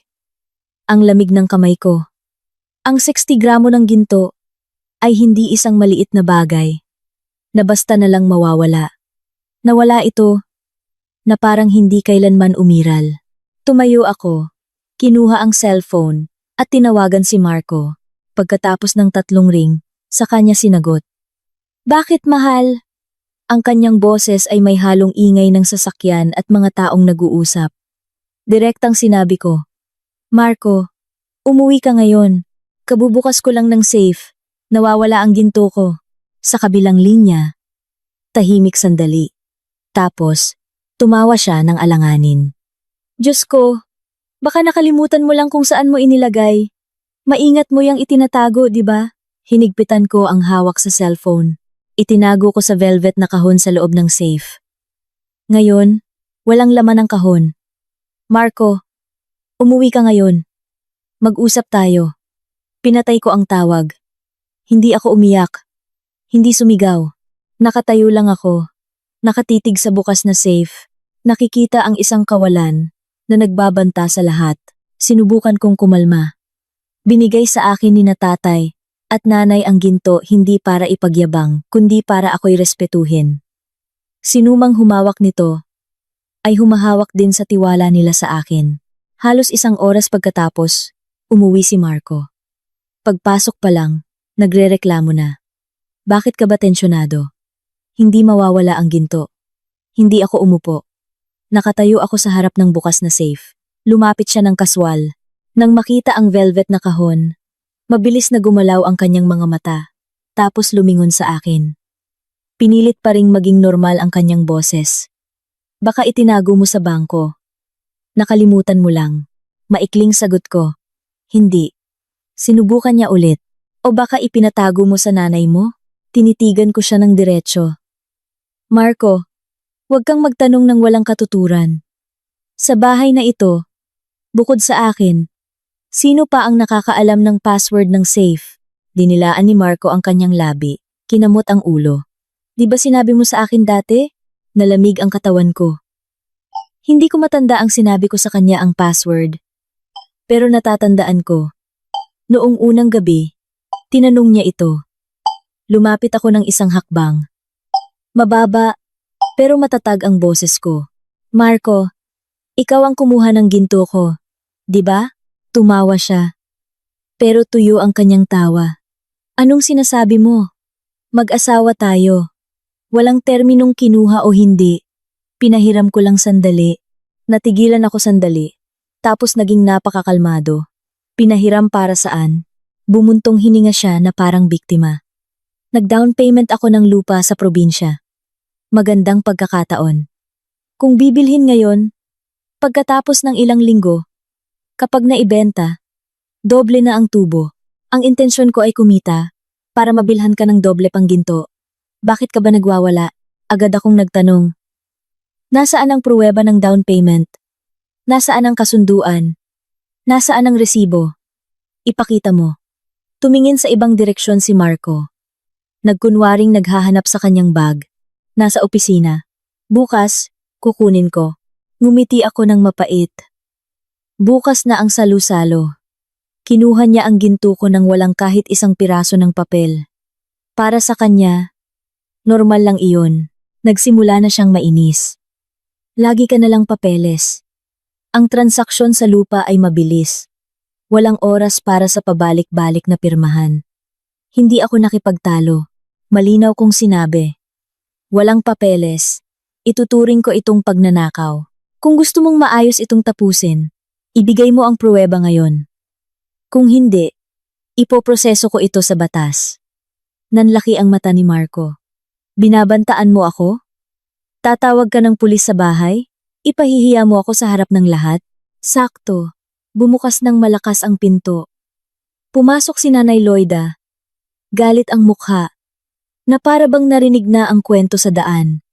Tinitigan niya ako ng walang pasubali. Bagong manugang pa lang, nanggugulo na sa bahay na ito. Tinawag ko pa rin siyang Nay. Pero malamig na ang boses ko. Nay, nawawala po ang ginto ko. Sabi ni Marco. Pinahiram daw niya. Hinihingi ko lang po ang pruweba. Iwinagayway ni Nanay Loida ang kanyang kamay. Diyos ko. Ilang gramo lang ng ginto. Pinapalaki mo pa.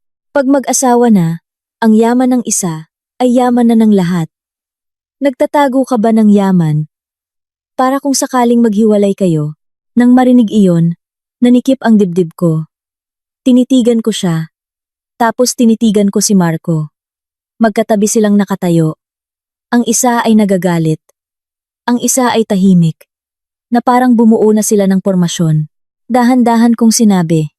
Hindi po ako nagtatago para sa hiwalayan. Nag-iingat po ako para hindi samantalahin. Regalo po iyon ng mga magulang ko.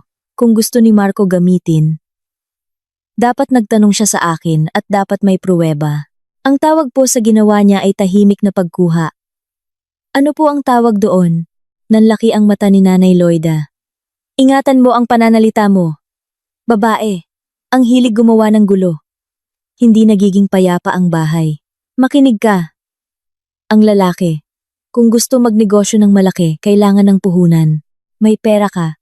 Dapat suportahan mo ang asawa mo. Nanatili akong kalmado, pero basag na ang puso ko. Ang suporta po ay kusang loob. Ang tahimik na pagkuha ay mali. Isa lang po ang hinihiling ko. Malinaw na pruweba. Sumabat si Marco, tumaas ang boses. Huwag mo nang pahirapan, Angela. Sinabi ko na. Bukas. Ibibigay ko ang papeles. Tinitigan ko siya ng diretsyo. Hindi. Ibigay mo ngayon o sabihin mo ang totoo. Nasaan ang ginto? Natahimik siya. Ang katahimikan na iyon ay lalong nagpaunawa sa akin. Kung may lupa nga, siguradong ipinagmayabang na niya ang mga papeles para patahimikin ako. Mula kanina, isinara ko ang safe, nilock, at kinuha ang cellphone. Hindi ko tinawagan ang sinuman sa pamilya niya. Tinawagan ko ang kapatid ko. Adrian? Maikli lang. Nawawala ang 60 gramo ng ginto ko. Sabi ni Marco, pinahiram daw para sa down payment ng lupa, pero walang pruweba. Pakitulungan mo si ate. Na i-check ang mga transaksyon sa property sa pangalan niya. Kanino na transfer. At pati na rin ang data ng accountant sa kumpanya niya. Sa kabilang linya, mabilis na sumagot si Adrian. Ate, kalma ka lang. Gagawin ko ngayon. Itinago ko ang cellphone at lumingon kina Nanay Loida at Marco. Hindi malakas ang boses ko pero malinaw. Mula ngayon, lahat ng usaping may kinalaman sa aking mga ari-arian ay dapat transparent. Hindi ako makikipagtalo. Gagawin ko lang ang tama. Magsasalita pa sana si Nanay Loida. Pero hindi ko siya hinayaang gawing isang away ang usapang ito. Pumasok ako agad sa kwarto, kumuha ng papel at ballpen, at isinulat ang lahat ng nangyari, isang profesional na ugali. Kapag karangalan at pera ang nasaling, ang emosyon ay magpapahina lang sa iyo. Tanging ebidensya ang makakapagpanatili sa iyong nakatayo. Kinabukasan ng umaga, gumising ako ng mas maaga kaysa karaniwan. Hindi dahil masipag, kundi dahil hindi ako pinapatulog ng aking isipan. Naupo ako sa mesa. Binuksan ang aking notebook at muling sinuri ang ilang bagay na kailangang gawin ngayon. Ihanda ang mga regalo para sa salusalo, tawagan ang warehouse para suriin ang mga delivery receipt na hindi pa kumpleto ang pirma, at maghintay ng balita mula kay Adrian tungkol sa lupang sinabi ni Marco. Lumabas si Marco mula sa kwarto, maayos ang damit na parang papunta sa isang proyekto. Tinitigan niya ako, tila may gustong sabihin, ngunit hindi na itinuloy.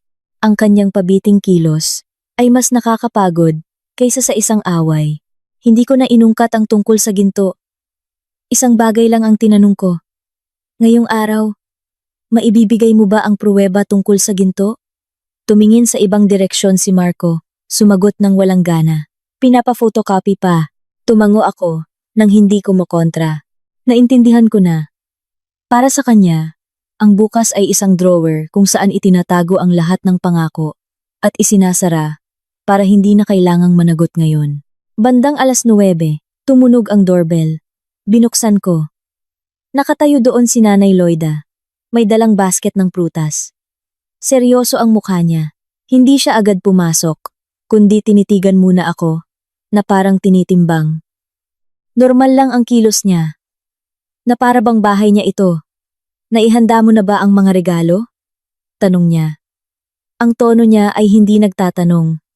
Dahil nag-aalala, kundi parang nag-i-inspeksyon. Opo, Nay. Inaayos ko na po. Sagot ko. Inilagag niya ang basket ng prutas sa mesa, umupo, at nagsalin ng tubig na parang may-ari ng bahay. Lumabas si Marco mula sa kwarto. Nakita ang ina, at ngumiti. Ma, ang aga niyo naman. Iwinagayway ni Nanay Loida ang kanyang kamay. May pag-uusapan lang tayo sandali. Importante. Medyo nanigas ang likod ko. Ang salitang importante mula sa kanyang bibig ay bihirang mga hulugan ng magandang bagay. Karaniwan, ibig sabihin nito ay kailangan kong alamin ang aking lugar ayon sa kanyang bersyon. Tumingin siya sa akin. Ibinaba ang kanyang boses, ngunit matalas ang bawat salita. Angela, magsasabi ako ng diretsyo. Ang asawa mo ay may malaking proyekto. Lupa, proyekto, koneksyon, lahat kailangan ng puhunan. Bilang asawa, dapat kang tumulong sa pagpasa ng bigat. Tinitigan ko siya. Sumagot ng kalmado. Opo, Nay. Kung kailangan po ng puhunan, pwede po tayong mag-loan sa bangko. Matutulungan niyo po siyang ihanda ang mga dokumento ng kumpanya at ang plano ng cash flow. Tumawa siya ng sarkastiko. Mag-loan sa bangko? Akala mo ba madali? Saka, may sarili tayong pera. Bakit kailangan pang umutang at utusan ng iba? Naintindihan ko agad. Target niya ang aking savings account. Hindi ko tinanong kung ano ang gusto niya. Dahil ang pagtatanong ay parang pagbubukas ng pinto at diretso siyang papasok. Tama nga. Inilapag niya ang baso at maikling sinabi. I-withdraw mo ang savings mo na 5,000,000. Ibigay mo kay Marco. Nakalkula ko na. Sa puhunang iyon, mapapaikot ni Marco ang kanyang negosyo. Magkakaroon siya ng mukha sa harap ng ibang tao. Hindi ako nagulat. Pero nanlamig ang puso ko. Kakawala lang ng ginto. Wala pang pruweba. Ngayon, savings account naman. Ang taong gutom sa pera na ganito ay may dalawang posibilidad lang. Malaki na ang butas ng kumpanya niya o hindi na mapigilan ang kanyang kasakiman. Malinaw akong sumagot. Pinaghirapan ko po ang savings na iyon At may plano na po ako para doon. Hindi ko po maibibigay nang walang malinaw na kasunduan sa pautang at plano ng pagbabayad. Kumunot ang noo ni Nanay Loida. Kasunduan sa pautang? Para kang ibang tao kung magsalita. Mag-asawa. May kasunduan pa. Nag-iipon ka ba? Para kung sakaling maghiwalay kayo. Ha? Pinanatili ko ang aking boses. Nag-iingat po ako sa panganib, hindi sa asawa. Kung talagang kailangan ni Marco ng puhunan, matutulungan ko siyang mag-ayos ng loan. Pero kung pera ko, hindi ko po maibibigay ng basta-basta ng walang kalinawan. Sumabat si Marco. May diin ang tono. Bakit ka ba laging may proseso at papeles? Tama si Mama. Kung may pera ka, tumulong ka. Hinahabol ako ng deadline. Tumingin ako sa kanya. Direktang nagtanong. Hinahabol ng deadline o hinahabol ng utang? Ipaliwanag mo. Para alam ko kung paano kikilos. Ang mabuting asawa ay hindi pipilitin ang kanyang asawa na mag-withdraw ng savings sa pamamagitan ng utos. Namula ang mukha ni Marco. Huwag kang magsalita ng ganyan. Pinapahiya mo ako sa harap ni Mama. Dahan-dahang tinapik ni Nanay Loida ang mesa. Ang kanyang boses ay sapat na para sumikip ang buong kwarto. Tingnan mo, puro ka lang bastos magsalita. Pag ang babae may konting pera, lumalaki agad ang ulo. Makinig ka. Ang babaeng kuripot na hindi marunong sumuporta sa asawa, maaga o huli, pagsasawaan ng asawa. Huminga ako ng malalim. Hindi ako takot sa masasamang salita. At takot ako sa paraan ng paggamit nila ng salitang magsawa bilang banta. Na para bang ang kaligayahan ko ay isang bagay na ibinibigay nila. At kailangan kong bilhin gamit ang pera. Mahinahon akong sumagot. Hindi po lumalaki ang ulo ko. Sinasabi ko lang po ang prinsipyo. Ang pagsuporta ay pagtutulungan. Hindi pamimilit sa isang panig na maglabas ng pera nang walang transparency. Tumawa ng sarkastiko si Nanay Loida. Transparency? Transparency kanino? Sa mga empleyado mo? O takot ka lang na kapag naghiwalay kayo, wala kang matitira? Tinitigan ko siya ng diretsyo, nang hindi umiiwas. Napakadali ninyong sabihin ang hiwalayan, Nay. Pero nakalimutan ninyo. Dahil sa pag-ungkat ninyo ng hiwalayan bilang banta, lalo kung kailangang magtakda ng hangganan, ang black and white ay hindi para sa pagdududa, kundi para walang malugi kapag nagbago ang puso ng tao. Tumayo si Marco. Namumula ang mukha. Ang sinasabi mo ay iniinsulto mo ang nanay ko. Hindi ako umatras. Hindi po ako nang iinsulto. Hindi ko lang hahayaang may mang-insulto sa akin sa pamamagitan ng label na babaeng kuripot. Pinaghirapan ko ang pera ko. Ang pag-manage nito ay responsibilidad, hindi kasalanan. Sumimangot si Nanay Loida. Tumaas ang kanyang boses. Akala mo magaling ka, mas mayaman ka sa asawa mo, kaya pakiramdam mo may kapangyarihan ka. Pumasok ka sa pamilyang ito, dapat alam mo ang patakaran. Ang manugang na lumalaban sa biyanan, hindi magiging payapa ang buhay. Nang marinig iyon, naging napakakalmado ko. Naalala ko ang nanay ko sa bahay. Isang babaeng buong buhay nagtrabaho. Hindi kailanman humingi. Lalo na ang manampal ng tao sa bahay ng iba. Naalala ko ang tatay ko, na may prinsipyong mas mabuting magutom kaysa mawalan ng karangalan. At napagtanto ko, kung susuko ulit ako ngayon, bukas, doble ang hihingin nila. Malinaw kong sinabi. Ang buhay ko, payapa man o hindi, ay hindi nakasalalay sa kung gaano karaming pera ang ibibigay ko, kundi sa paggalang sa isa't isa. Nirerespeto ko po kayo ng may galang, pero kailangan ko rin po na respetuhin ninyo ako sa pamamagitan ng mga hangganan. Tumayo si Nanay Loida. Hangganan? Anong hangganan? Ang pera mo ay pera na rin ng pamilyang ito. Nagpakasal ka dito. Ibig sabihin, taga rito ka na, hindi bisita. Tumayo rin ako, pero mababa pa rin ang boses ko. Kaya nga po ako taga rito, hindi dapat gawing sinturon ang pera. Hindi ko po iwi-withdraw ang R5 million na iyon. Kung kailangan ni Marco ng puhunan, handa po akong pag-usapan ang loan na may collateral at schedule ng pagbabayad. Pero kung ang paraan ay tulad ng sinabi ninyo, i-withdraw mo. Pasensya na po. Hindi ko kaya. Tinitigan ako ni Marco. Ang kanyang mga mata ay nasa pagitan ng galit at pagkalito, na para bang hindi siya makapaniwalang kaya kong magsabi nang hindi sa harap ng kanyang ina. Tumingin si Nanay Loida sa kanya nang uuyam. Tingnan mo. Sinabi ko na sa'yo, pag nagpakasal ka sa mayamang babae, mamaliitin ka niya. Hindi ko sinagot ang pangungusap na mamaliitin. Tinitigan ko lang si Marco. Nirerespeto mo ba ako o hindi? Nakasalalay iyon sa kung kaya mong maging transparent at protektahan ang hangganan ng iyong asawa. Kung gusto mo lang akong maging ATM, nagkamali ka ng pinili. Walang nagsalita. Tahimik ang kwarto, tanging tunog ng aircon ang maririnig. Pumasok ako sa kwarto, kinuha ang bag, sinuri ulit ang ID at cellphone. Pupunta pa rin ako sa salo-salo, dahil iyon ang tungkulin ko sa aking mga magulang. Ngunit mula ngayon, alam ko na ang isang bagay sa bahay na ito. Hanggat lumambot ako ng kaunti, ituturing nila itong karapatan. Noong gabing iyon, napakatahimik ng apartment. Maagang natulog si Marco, marahil pagod matapos ang isang araw ng tensyon sa kanyang ina. O marahil sanay na siyang ituring ang mga usapan bilang hangin lang, ngunit hindi ako makatulog. Nakahiga ako ng patagilid. Nakatitig sa kisame. Ang isip ko ay paikot-ikot sa dalawang bagay. Ang walang lamang velvet na kahon at ang hiling na alabang milyon. Hindi ako isang taong madaling magduda. Ako ay isang taong nagtayo ng negosyo mula sa simula at naiintindihan ko na lahat ng bagay sa mundong ito ay may dahilan kapag ang isang lalaki ay palaging nangangailangan ng pera. Palaging umiiwas sa nakasulat na ebidensya. At palaging nagtatago sa likod ng linyang mag-asawa naman tayo. Karaniwang may mali sa likod nito. Malapit na akong makatulog nang mag-vibrate ang cellphone ni Marco sa tabi ng kama. Hindi tunog, kundi sunod-sunod na pag-vibrate. Hindi ko namalayang napalingon ako. Umilaw ang screen.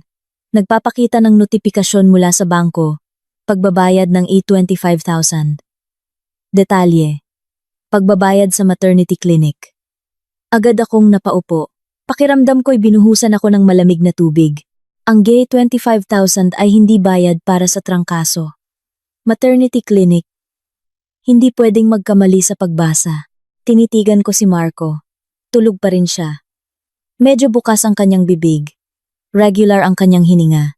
Ang isang tao pala ay kayang matulog ng mahimbing, habang ang kanyang asawa ay pakiramdam na hinihila pababa sa isang balon. Hindi ko siya ginising, hindi dahil matiyaga ako, kundi dahil alam kung gigisingin ko siya ngayon, isang drama lang ang haharapin ko. Kapag sanay na ang isang tao sa pagsisinungaling, sanay na rin siyang umiwas, gamit ang mga linyang masyado ka lang nag-iisip, o sa kaibigan ko. Yan, pinakiusapan lang akong magbayad. Kinuha ko ang cellphone ni Marco. Nanginginig ang kamay ko. Pero kakaiba. Malamig ang ulo ko. Hindi ko basta-basta binuksan. Tinitigan ko lang ng mabuti ang notifikasyon at kumuha ng screenshot. Isa. Tapos isa pa nakasama ang oras at pangalan ng bangko. Pinaalalahanan ko ang sarili ko. Ang ebidensya ay dapat may konteksto. May oras at may malinaw na koneksyon. Nag-vibrate ulit ang cellphone niya. Isang mensahe ang lumabas sa lock screen mula sa isang hindi kilalang numero. Isang linya lang. Pero pagkatapos basahin, nanikip ang lalamunan ko.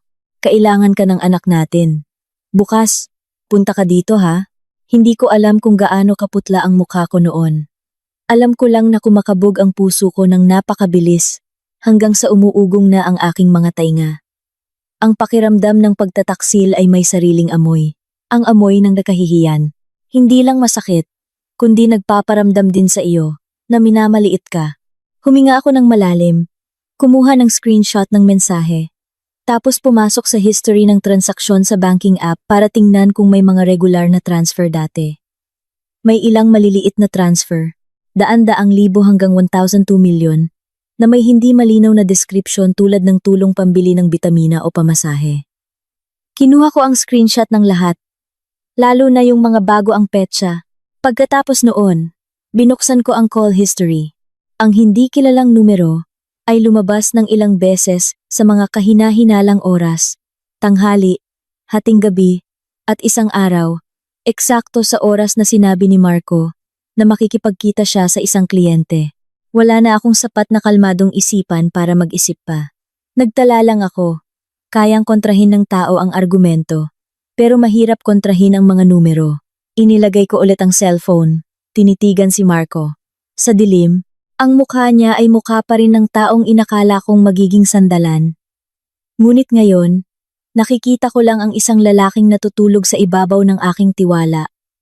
Natutulog sa unan na puno ng pera at mga sikreto. May kasabihan, ang tuwid na puno ay hindi takot sa kidlat.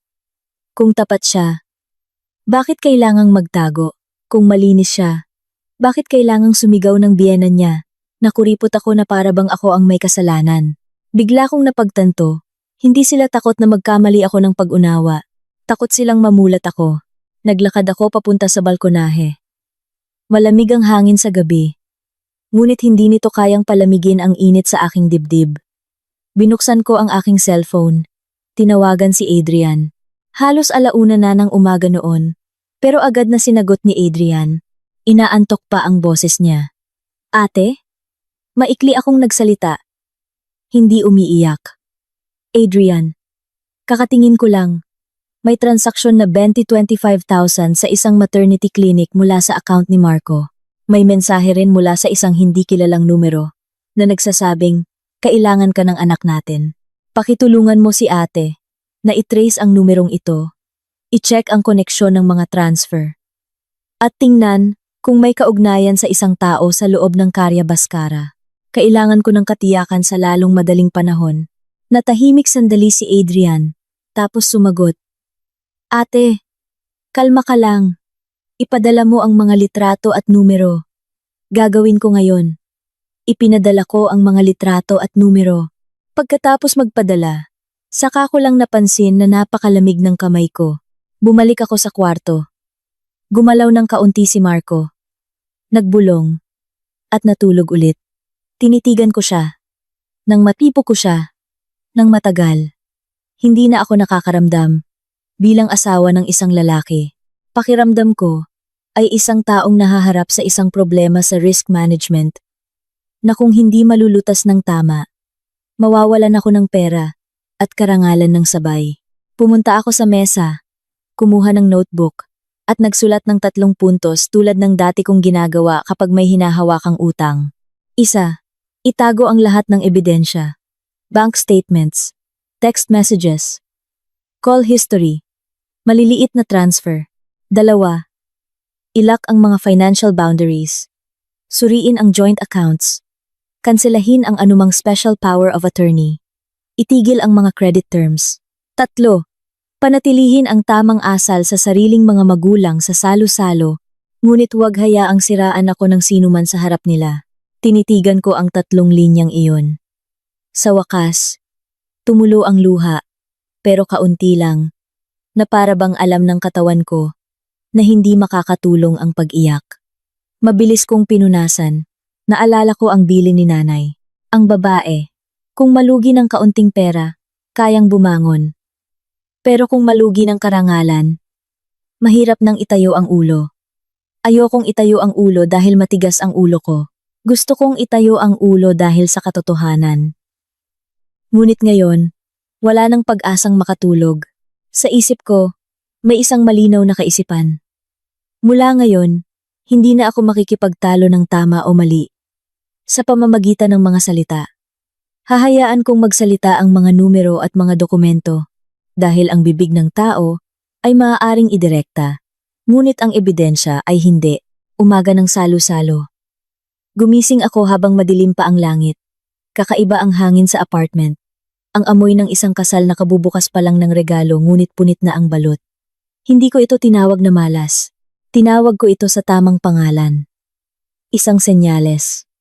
Inihanda ko ang mga regalo ayon sa turo ng aking mga magulang. Magalang, maayos, hindi sobra.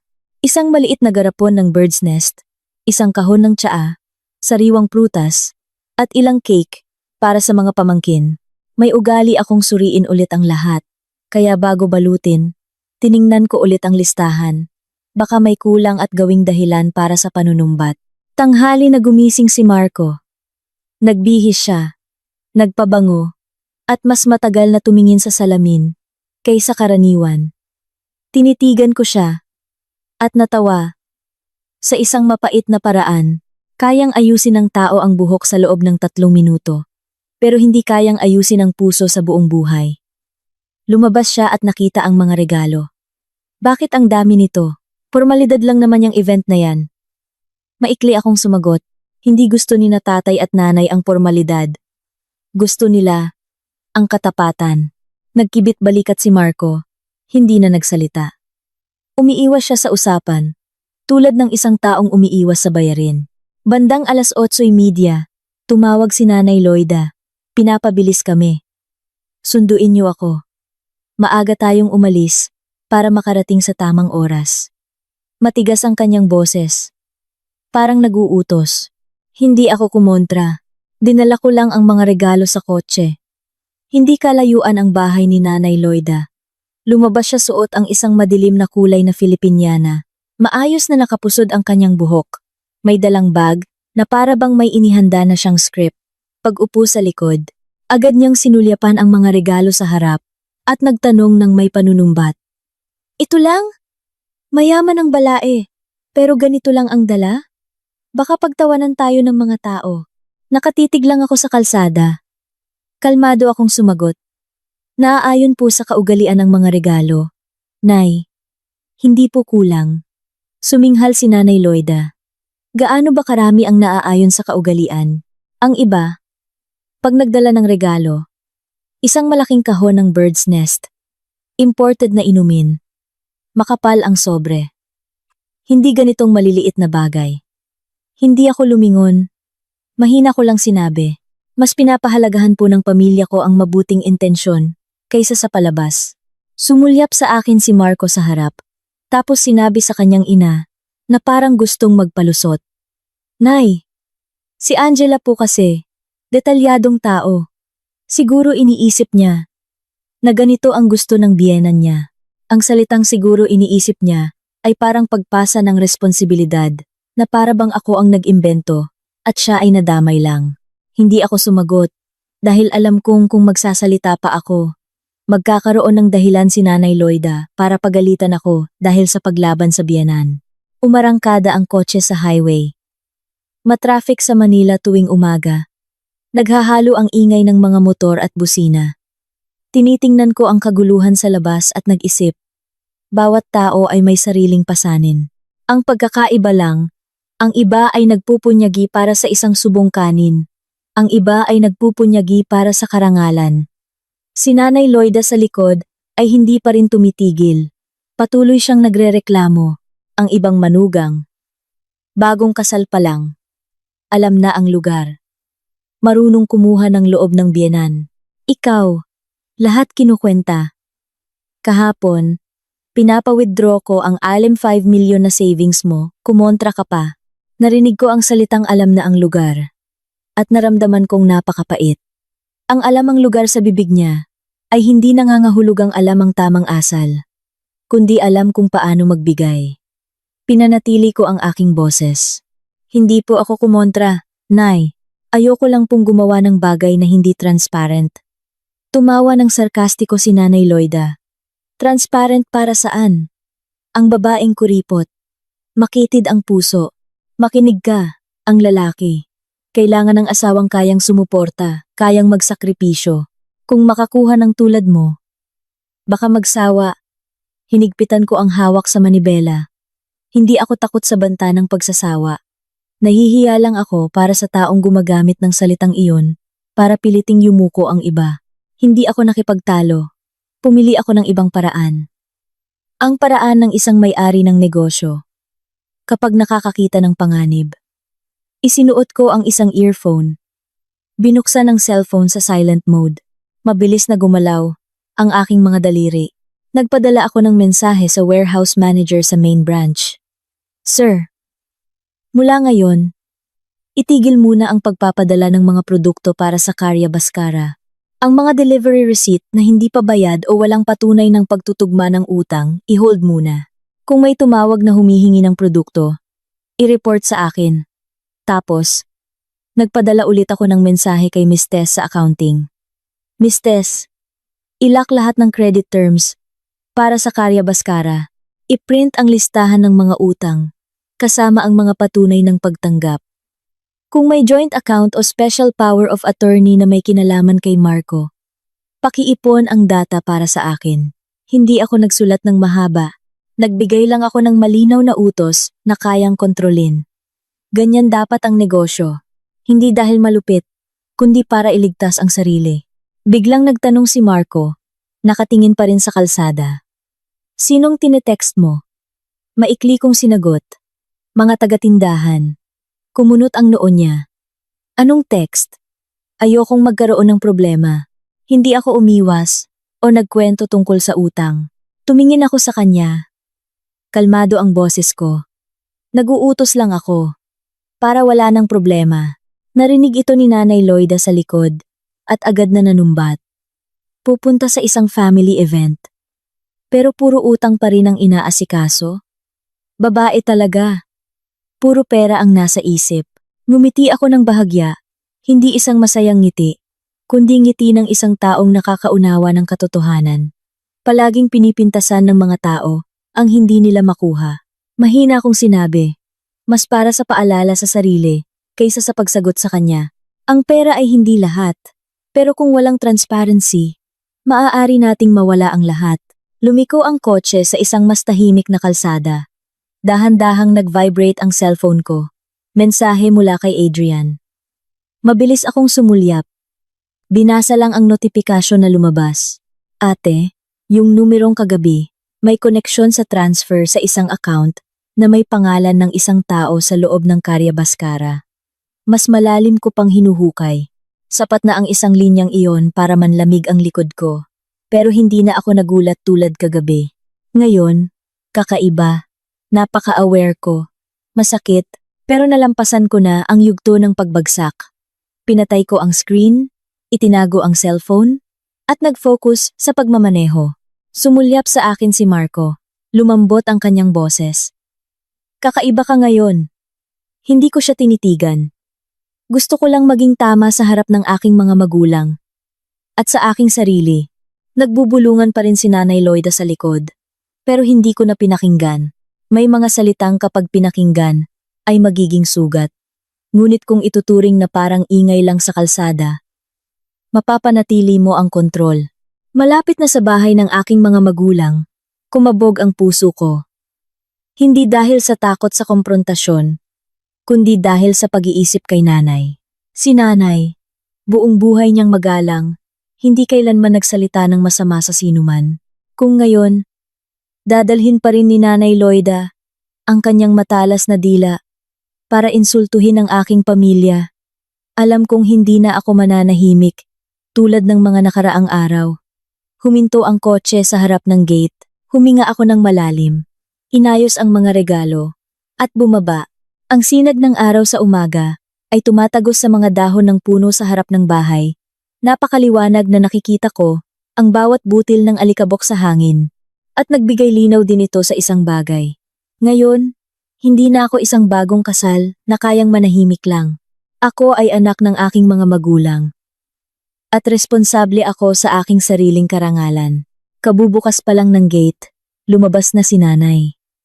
Suot niya ang isang asul na duster. Maayos na nakapusod ang kanyang buhok. Amoy bawang pa ang kanyang mga kamay dahil nagluluto siya. Nang makita ako, ngumiti si nanay. Angela, nakauwi ka na anak? Tapos, lumingon siya kay Marco ng magalang. Manugang ko, nandito na pala. Nakatayo si tatay sa likod. Hindi gaanong nagsasalita. Tumangulang bilang bati. Matalas ang kanyang mga mata habang nagmamasid. Hindi mayaman ang pamilya ko na nagpapakitang gilas. Ang kanilang yaman ay nasa kaayusan, kalinisan, at sa paraan ng kanilang pagtanggap ng bisita. Pumasok ako sa bakuran.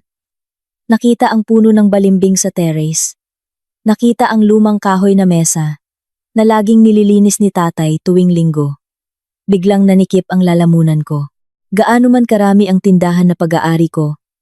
Pag-uwi ko rito, anak pa rin ako ni nanay.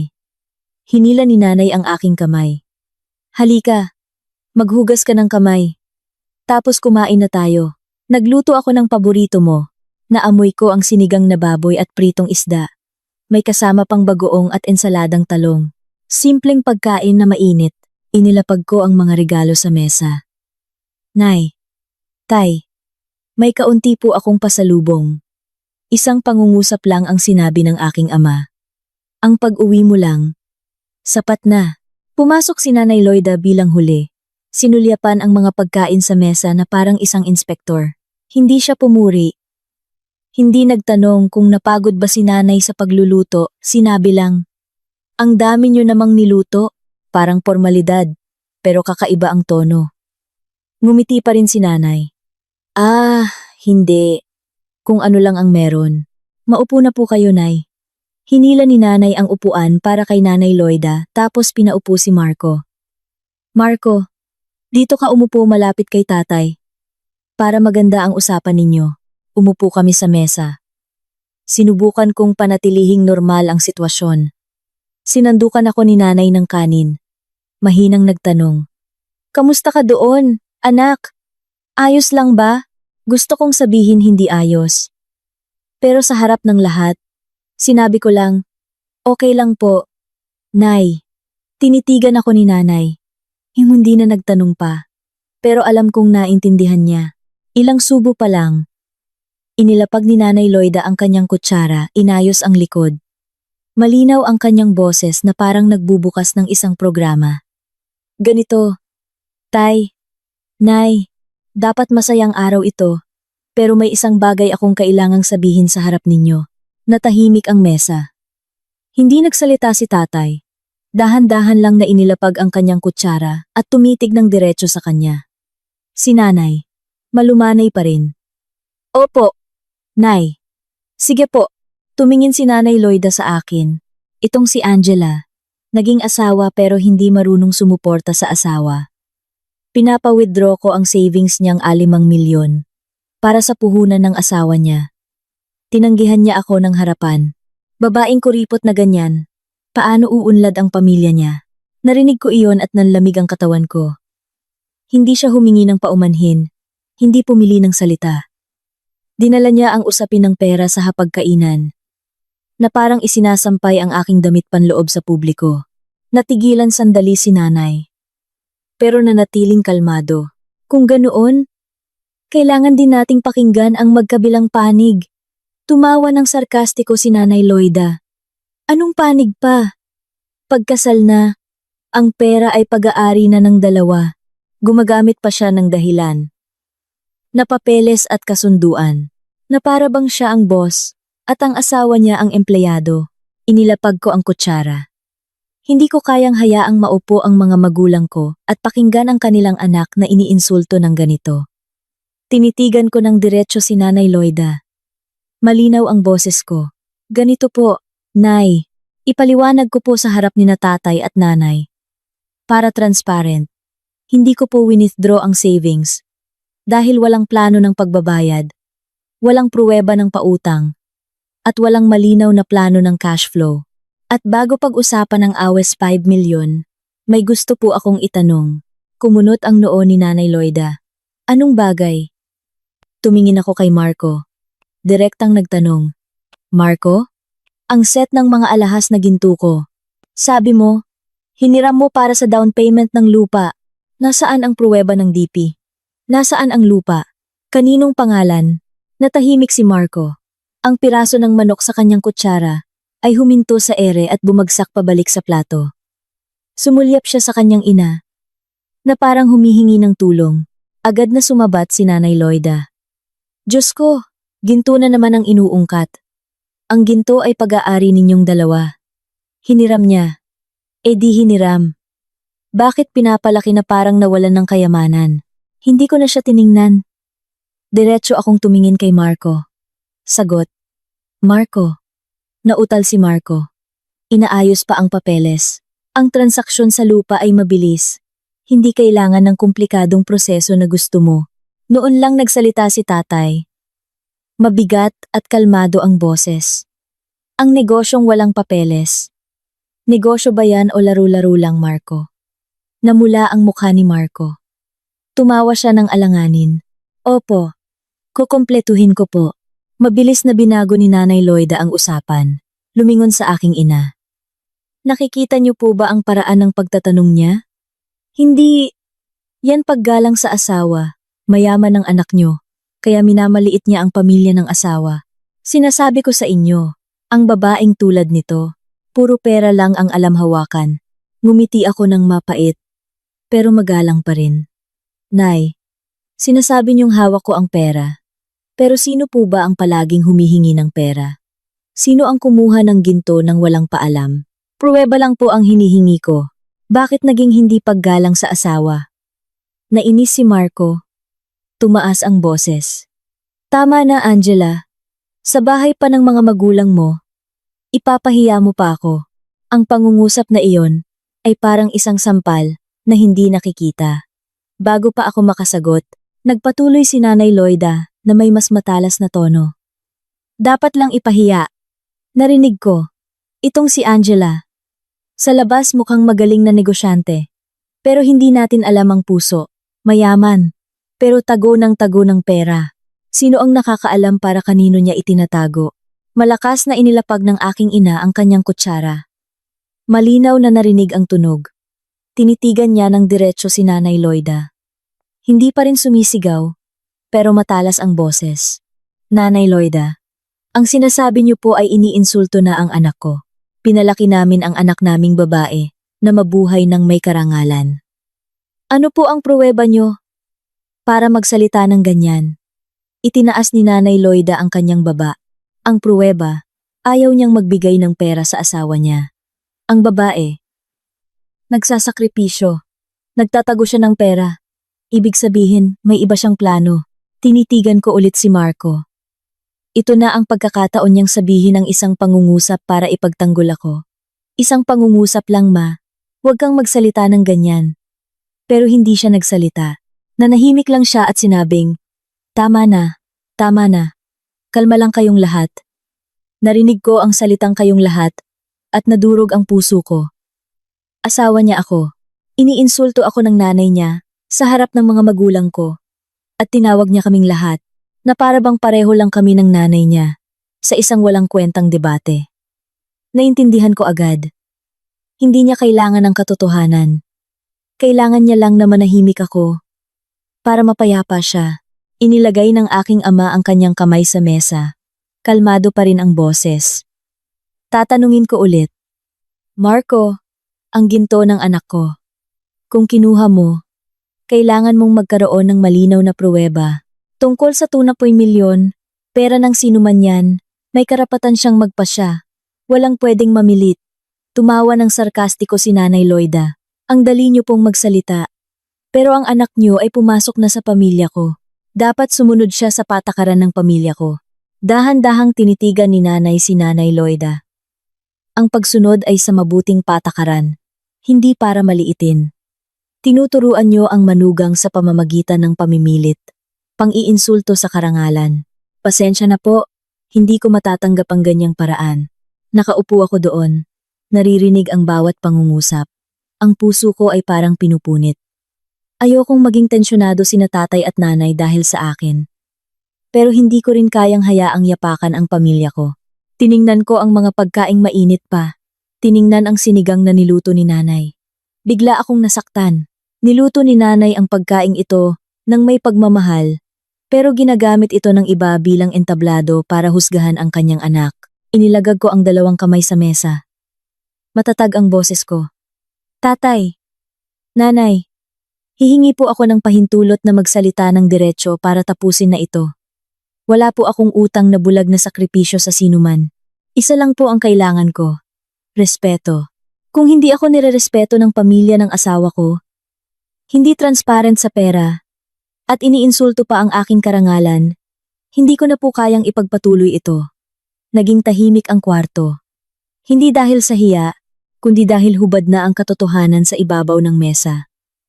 Sa gitna ng mga pagkaing mabango pa, habang malamig na ang puso ng mga tao, ang bigat ng atmosphere sa hapagkainan ay sapat na para marinig ang bawat kalansing ng kutsara sa plato. Nakaupo ng tuwid si tatay. Hindi inaalis ang tingin kay Nanay Loida. Inilagay ni nanay ang kanyang kamay sa gilid ng mesa. Nagpipigil. Alam kong nagpipigil si nanay na magsalita ng masama. Para hindi masabing ang anak niya ang nagsimula ng gulo sa sarili niyang pamamahay. Pero may mga bagay na habang pinipigilan, lalong nagiging palalo ang iba. Ngumisi si Nanay Loida.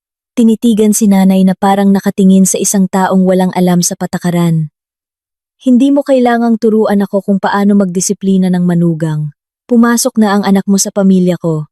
Kaya dapat sumunod siya sa patakaran ng pamilya ko. Ang pera niya ay pera na rin ng pamilya ng asawa. Dahan-dahang inilapag ni nanay ang kanyang kutsara at tinidor. Malumanay pa rin ang kanyang boses, ngunit matatag ang bawat salita. Nanay Loida, hindi po kita tinuturuan. Pinaaalalahanan ko lang po kayo ng isang bagay. Ang anak ko po ay tao, hindi ATM. Gusto niyo siyang mag-ambag. Gawin niyo po ng may respeto. Ang pamimilit, pagmumura, at pang-iinsulto ay pananamantala. Tumawa ng sarkastiko si Nanay Loida. Pananamantala? Nagsasabi ako ng katotohanan. Ang babaeng kuripot ay nagdudulot lang ng problema. Kung mahal niya ang asawa niya, siguradong na-withdraw na niya ang savings niya. Tinitigan ko si Marco. Nakayuko siya. Pinaglalaruan ng baso, na parang takot mag-angat ng tingin. Hindi man lang niya sinabing, "Ma, wag ganyan." Hindi man lang niya ako tiningnan. Noon ko naintindihan, ang lalaking ito ay hindi pumapanig sa katotohanan. Pumapanig lang siya sa kung ano ang hindi makakaabala sa kanya. Nagsalita si tatay, kalmado, at maikli ang boses. Sabi mo katotohanan, may pruweba ka ba kung saan nagkamali ang anak ko? Inaakusahan mo lang siya base sa pagtanggi niyang magbigay ng pera. Sumulyap si Nanay Loida kay tatay, tapos lumingon kay Marco na parang tumatawag ng tulong. Marco, sabihin mo nga kung paano ka tratuhin ang asawa mo. Nag-angat ng tingin si Marco. Nagtagpo ang aming mga mata sandali. Tapos umiwas siya. Nag-aalangan ang kanyang boses. Si Angela, medyo matigas ang ulo niya. Pinapahirapan niya ako. Isang pangungusap lang medyo matigas ang ulo, pero parang binuhusan ako ng mainit na tubig. Matigas ang ulo ko dahil humihingi ako ng pruweba. Matigas ang ulo dahil pinaninindigan ko ang prinsipyo. O matigas ang ulo dahil tumanggi akong ituring na bangko. Tinitigan ni nanay si Marco. Naging seryoso ang boses. Marco, sinabi mong pinapahirapan ka niya. Noong iniinsulto ng nanay mo ang asawa mo, hindi mo ba naramdaman na pinapahirapan din siya? Natahimik si Marco. Ang katahimikan na iyon ay parang tuldok sa lahat ng pagsisikap kong panatilihin ang magandang imahe. Naramdaman ni Nanay Loida na nanalo siya. Lalong tumalas ang boses. Huwag na kayong mag-inarte. Ang anak niyo, napakagaling. Mayaman siya, may kapangyarihan. Nagtatago ng ginto, nagtatago ng savings. Sino ang nakakaalam para saan? Ngayon, maraming babae na sa labas ay mukhang maayos. Hanggang doon, tumayo si nanay. Hindi sumigaw, hindi umiyak. Tumayo lang ng tuwid, nakatitig ng diretso kay Nanay Loida. Nanay Loida, sobra na po ang sinasabi ninyo. Kung pera ang pag-uusapan, kaya ko pang pakinggan. Pero sinasaling nyo na ang karangalan ng anak ko. Wala po kayong karapatan. Tumayo rin si Nanay Loida. Nakapamaywang. Wala akong karapatan? Manugang ko siya. Sumagot si nanay. Malinaw ang bawat salita. Anak ko siya muna. At tao siya. Ang pagiging manugang ay hindi nangangahulugang kailangang tumanggap ng insulto. Tiningnan ko ang dalawang babae na magkaharap. Ang isa, ang aking ina, buong buhay na matiyaga, hindi kailanman nanakit ng sinuman. Ang isa, ang aking biyenan, na handang gamitin ang kanyang dila para piliting yumuko ang iba. Aawatin ko na sana sila, nang humakbang si Nanay Loida, at itinuro ang mukha ng aking ina. Ganyan ka magpalaki ng anak. Kaya bastos. babaeng matigas ang ulo at kuripot. Sa huli, masisira rin ang pamilya niyan. Hindi umatras si nanay. Pinalaki ko ang anak ko, na mas gugustuhing magutom, kaysa mawalan ng karangalan. Hindi para humingi sa pamilya ng asawa. Gusto niyong yumaman sa pamamagitan ng pamimilit sa manugang na mag-withdraw ng savings, subukan niyong manalamin. Kakatapos lang ng salitang manalamin. Nakita ko na lang na tumaas ang kamay ni Nanay Loida. PLA! Isang tuyong tunog ng sampal ang umalingaw-ngaw sa buong kwarto. Natumba si nanay. Hawak ang kanyang pisngi. Ang buong katawan ko ay parang nakuryente. Umuugong ang aking mga tainga. Tumakbo ako, ngunit itinaas ni nanay ang kanyang kamay para pigilan ako. Nanginginig ang kamay ni nanay, ngunit malinaw, at matatag pa rin ang kanyang tingin. Ayaw niyang mawalan ako ng kontrol sa sarili naming bahay. Lumapit si tatay para alalayan si nanay. Maputla ang kanyang mukha, mabigat at malamig ang boses. Lumayas kayo sa bahay ko. Nanlilisik pa rin ang mata ni Nanay Loida. Sinampal ko para turuan ng leksyon. Agad akong lumingon kay Marco. Naghintay akong sabihin niya ang isang salitang sorry o kahit man lang hilahin ang kanyang ina palabas. Ngunit nakatayo lang siyang parang estatwa, na utal. Ma, bakit ganyan? Yun lang, isang pangungusap na walang simula. Walang intensyong humingi ng tawad, walang tapang na ipagtanggol. Tinitigan ko siya. Bumagsak ang puso ko sa isang malalim na hukay. Ganitong asawa, para saan pa ang kasal na ito? Lumapit ako ng isang hakbang.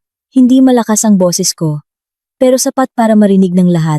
Marco, mula noong sandaling sinampal ng nanay mo ang nanay ko, wala nang pwedeng pag-usapan ng maayos sa pagitan ng ating mga pamilya. Nakatayo ka lang dyan. Ibig sabihin, pumili ka na. Sumigaw si Nanay Loida. Huwag mong sisihin ang anak ko. Ang anak mo ang bastos. Hindi ako nakipagtalo kung sino ang nagsimula. Tinitigan ko lang siya ng diretsyo. Binago agad ang tawag ko sa kanya. Kasing lamig ng yelo. Ginang Loida, kasasampal mo lang sa nanay ko sa loob ng bahay namin. Pakiusap. Umalis na kayo. Hawak ni nanay ang kanyang pisngi. Mahinang nagsalita. Mula ngayon, wala na kaming balae. Natarantang tumingin si Marco sa kanyang ina, tapos sa akin. Angela, kalma ka muna. Uwi na tayo. Pag-usapan natin sa bahay. Umiling ako. Wala nang pag-uusapan sa bahay. Sa bahay mo man o sa bahay ko, hindi ko matatanggap na makitang iniinsulto ang nanay ko ng ganito. Tumingin ako kina tatay at nanay. Bumaba ang boses ko. Tatay. Nanay. Pasensya na po kung dahil sa akin. Naranasan niyo ito. Tinapik ni tatay ang balikat ko. Paos ang boses. Wala kang kasalanan anak.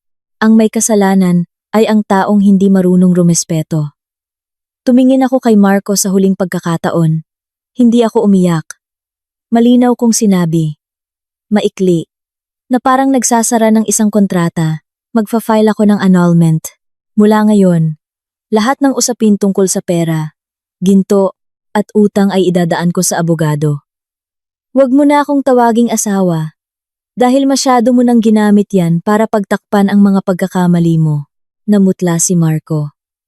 Ganyan na lang ba? Tapos na? Sumagot ako. Tapos na mula noong hinayaan mong maliitin ako ng nanay mo.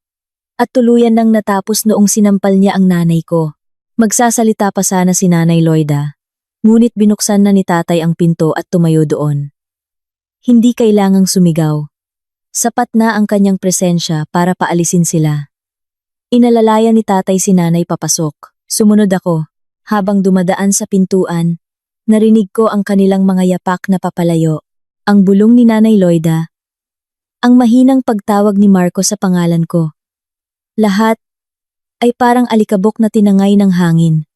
Sa loob, naroon pa rin ang pagkain sa mesa.